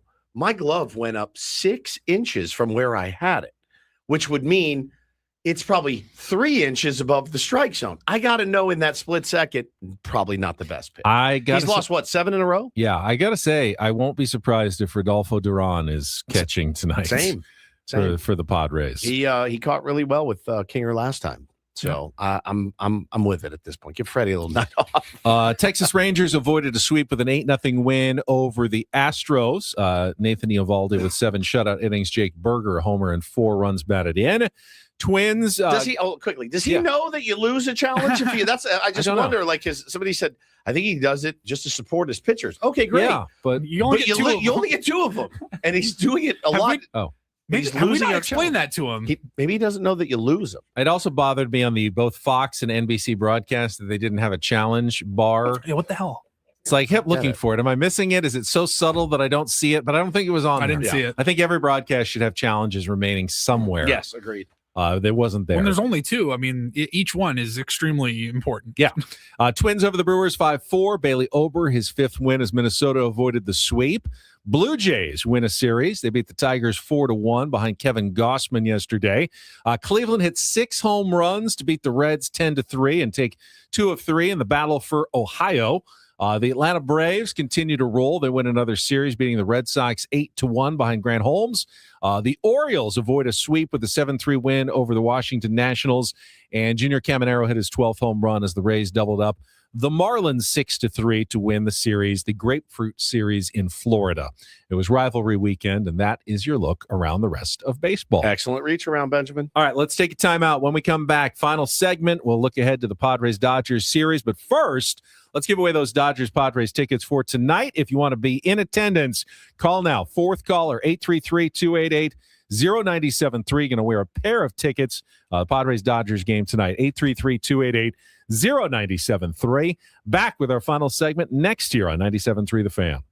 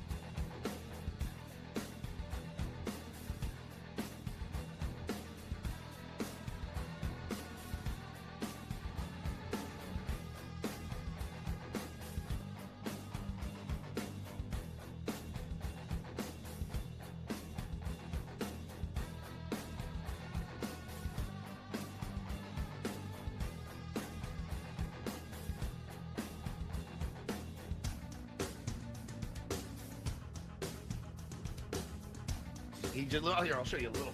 Please don't. What hurts on you? Nothing at all. A little bit. Nothing. Now, So let's say whatever you're about to touch is the only thing that's safe. it's going to hurt. Right? All right, yeah. Okay. Pretend your knee hurts. Pretend your knee It's going to in a second. right here. Oh, that is not pleasant. Hey, player, this is all yours. This room with this view. This speakeasy with this cocktail. Hey, could you make that too?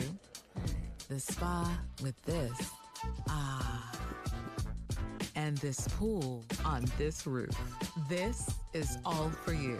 The all-new Hamul Casino Resort, now open.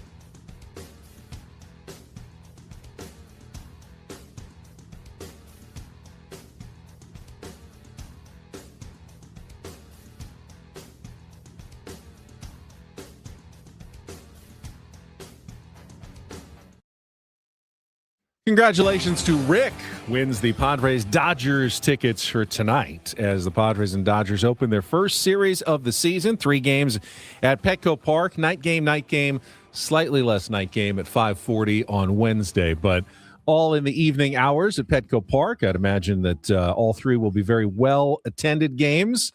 There will be some blue in the stands. It's unavoidable. Be responsible. Don't anybody get into any fights or do anything embarrassing. And we should see some pretty good baseball woods this week. Starting tonight, dandy pitching matchup with Michael King and Yoshinobu Yamamoto. Dandy pitching matchup. What in the world? I don't know what I thought you were going to say Dandy. there. I thought maybe like damn good matchup. Damn tonight. good match. Dandy. That's a dandy. I really it's a dandy. I It's a really would real have liked to live dandy. in the 20s. Oh my God, you would have been great. Probably Too would have bad. been I great. didn't know if you were like, I am living in the 20s, just the wrong. It's gonna be wrong swell. century. it is the 20s. It literally is the 20s. Yeah, you're swell, kid. A dandy pitching matchup, he said. Like Dick Vitale. He's a diaper dandy, baby. It's unbelievable. All right, I guess it is dandy. There you go. You agree Yeah, with me. I do. Going to be a dandy. Yep. A dandy. Then Tomorrow. is Ohtani. No, tomorrow No. is Emmett Sheehan against Griffin Canning. And then the next day is Which is Ohtani. and then Ohtani against Randy Vasquez That's on another Wednesday. dandy. Yeah, that's another dandy. another dandy. With Randy. Randy dandy. Nice. Right. Those are your pitching matchups for the series. You have no thoughts on the pitching matchups? mean- Do you have any thoughts on Sheehan versus Canning. I wouldn't know that qualify that as a dandy. Sheehan's actually Sheehan's pretty good. nasty. He's pretty good. They're all nasty, all three of these guys. Canning needs to obviously bounce back from what was just the ugliest outing of any Padres pitcher this season. Yep. His last time out. And that's saying a lot. It actually. is I mean, saying a that's- lot. That's It was, I think, unquestionably the worst starting pitching effort of the year. Yeah. Was the last time out for Griffin Canning. Agreed. His Love to first see 2 him starts were bounce back. fine. Yep. Hopefully that was just a blip on the radar, and he bounces back. Fully expect Michael King and Randy Vasquez to throw well tough team to bounce back against. It I think is. we can all agree, but stranger things have happened. I think we saw who's the guy? What the hell is his name? His name is escaping me. The left-handed pitcher, the bigger guy that we got from the Brewers, that used to pitch for. Nestor Cortez, absolutely Nasty dominated. Nestor. Dominated the Dodgers at one point last year. Look, they can be beat. They've been beaten before. Both the Padres and Dodgers have been beaten exactly 18 times this year. Exactly right. Same number of losses for both teams. Right. Dodgers have one more game, so they're half a game ahead. Keep playing that grindy baseball you guys have been playing. It's inspiring. And why stop now? Why stop now? It's inspiring. Don't try to do too much, right? It's no different. Just another name on the schedule. Go out and try to win 2 out of 3 and move on to the next one, because it doesn't really get much easier for the Padres the rest of the month. This might surprise you, but Yoshinobu Yamamoto has given up at least 3 earned runs in each of his last 4 starts, including 5 in a 6-2 loss to the Giants his last time out, which was 6 days ago, last Tuesday. So he's been fairly human the last few times he's taken the mound. Yep. Certainly expect him to be pretty decent tonight, like he usually is against the Padres. He's got that, nasty kind of sinker splitter that gives Padres right-handers, tends to have a lot of trouble against splitter pitchers. That we already hit the ball on the ground enough that just, we pounded into the dirt a lot against those guys. So that will be a problem, but I like the approach this weekend, and you're going to have to keep that going against the Dodgers if they want to win the series. No question. Just keep doing what you're doing right now, and keep yourself in a ball game late. Turn it over to the bullpen. Bullpen is rested-ish, Ben, right now. You've got Mason Miller hasn't thrown in 2 days. He did throw a lot of pitches the other day, threw 34 pitches on Friday, but he's good to go. Yuki Matsui is definitely going to be down tonight, and that's fine. Adrian Morejon ready to go. Brad Gley's probably down today, and that's okay. Jason Adams should be ready to bounce back. Jeremiah's ready. Wandy Peralta and Ron Marinaccio hasn't pitched since Thursday. He did go 52 pitches that day. So you have your attack ready, bullpen. You get a 3-1 lead in the 6th. You can go after this win. And Michael King's given up just a single run in each of his last 2 starts. Yep. So, you got every chance in the world, I think, in the series opener tonight. Do you want to see Fernando Tatis Jr. in the leadoff spot again? Sure. I do. Sure. I do. Yeah. I think that's the best place for him right now. Mm-hmm. I think it takes more pressure off hitting a home run than any other spot in the lineup. Yeah, I agree. It's been like 2 things. Like we got 2 things meeting here this weekend or this week with Tatis. You've got him not hitting a home run every game this year, and then you've got him and his domination of the Dodgers over his career. Yeah. Like, which one's going to prevail? Yes. Is he in a bad enough slump where he's going to continue to go homerless, or does he break out of it against the Dodgers? And for Padres fans, and I've seen you on my social media, you say, hey, bench him, send him down to El Paso, put him at 9th in the order. Again, if you had 8 other hot hitters, I'd consider batting him near the bottom of the order. Sure. But you don't, and you don't have anyone else that is going to replace him.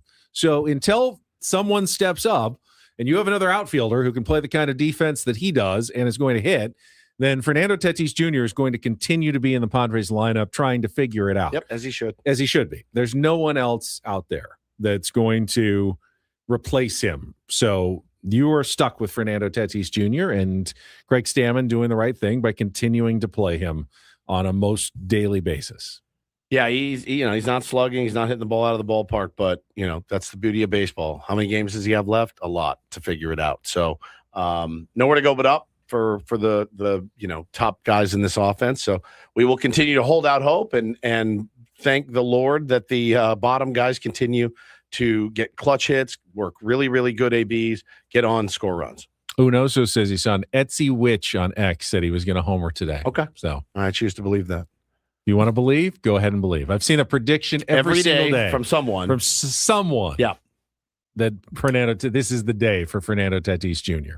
Yeah, I mean, listen, everyone's going to, if the big 3, whatever, don't get a bunch of knocks tonight, we're going to have to see everyone's batting averages posted again. We know. I think if we are Padre fans, we know they're not going right now. They're still 10 games up, 10 games above 500. So I'm going to try to remember why I like baseball, and not why I hate baseball. If 2 of them get going, if one of them gets going, would be with fantastic. what you're getting from the rest of the lineup, then great. Yep. You have a great chance against the Dodgers. Yeah, I'm just looking forward to watching them play a good series. All right, let's take a quick time out for traffic, and then I'll tell you the special guest we'll have in studio joining us tomorrow. Coming up next here on 97.3 The Fan. From the 855 Get Ross Traffic Center. Injured? Demand justice. Demand Jurowitz. 855GetRoss.com. The 5 looks good northbound out of San Diego into Del Mar, but coming into Carlsbad north on the 5 right before the 78, commotion at the shoulder where there's a truck with a diesel spill and a big cleanup happening. This report is brought to you by Valvoline Instant Oil Change. Got miles ahead? Make sure your car's ready. Swing by Valvoline Instant Oil Change. They'll check tires, lights, and essential fluids with any oil change. Stay in your car, done fast. Coupons at SoCalOilChange.com. Valvoline Instant Oil Change. Your 15-minute drive-through oil change. Tomorrow will be, of course, an Incorporator Tuesday. Jesse Agler will join us at 8:35 on our SDCCU fan hotline. It's not Big Bank Banking. It is better. We will be on the letter H as we progress through the alphabet for our Incorporator with Jesse. And then in studio in the 9 o'clock hour, O.M. Sanchez nailed it. Yeah, our friend Katie Wu covering the Los Angeles Dodgers. Going to give us the other side's perspective on this series after game 1 tomorrow. And it'll be good to catch up with Katie. We saw her at spring training. Yep. Had a very quick appetizer with her before she was off to another engagement, but we will get a full hour with her in studio tomorrow to talk baseball, Padres, Dodgers, and more. Maybe we could have a whole meal of food with her this time instead of just the appetizer. Bring the bagels. Or you can bring lots of little apples for everybody. Yes, there we go. Yes. Tiny little apples for everybody. Would you like a crab apple, Katie? No, she can come in and tell us the terrible tales of woe that the Dodgers are going through with Blake Snell now being on the IL. I mean, how are they going to recover? It's just literally like they don't miss a beat. Like, hey, Snell's going to be out for 6 months. Yeah, again, no one's denying that the Dodgers have been hit hard by injuries. Where you lose me is when you start feeling sorry for them because they are built to withstand all the injuries without being affected almost at all. At all. In fact, they're not having to sign. They're not having to sign Herman Marquez. In many ways, they did have to pick up Lauer, but in many ways, the Dodgers need these injuries. Correct. To keep all their players. To give their players opportunities. Like they've been benefiting by getting more Justin Robleski and Emmett Sheehan out. Yeah. If you had just had all your starters at the beginning of the year, you might have had to send those guys to the minors or trade them or anything. So it actually helps them that they get these injuries. The only team in baseball that can be helped by massive stars, massive millions and millions of dollar stars getting injured. They're like, whew, okay, Glasnow's got a hip. Let's get him on the IL ASAP. We'll see him in August. And, Snell's got loose bodies. All right, that's fine. Get him his surgery and get him back going. I saw Tarek Skubal's already throwing, by the way, after his loose bodies. They had him. It was kind of a high-tech new procedure, like micro surgery to take out the loose bodies. And there was some speculation that Blake Snell could also do the same procedure. He's like, right? Yeah. He's like, nah, I'm good. See you guys in September. I'm good. And perhaps the Dodgers don't want him back. Yeah, 100%. That's a good point. Like, good idea. Good plan. We don't need you back. No, we don't need you back as fast as Tarek Skubal needs to get back for the Detroit Tigers. I also have loose body, but it's because I haven't been to the gym very much. It's loose. More loose than I'd like. I get what you mean. All right, spin it one time. All right, one quick spin before we wrap things up here on a Monday.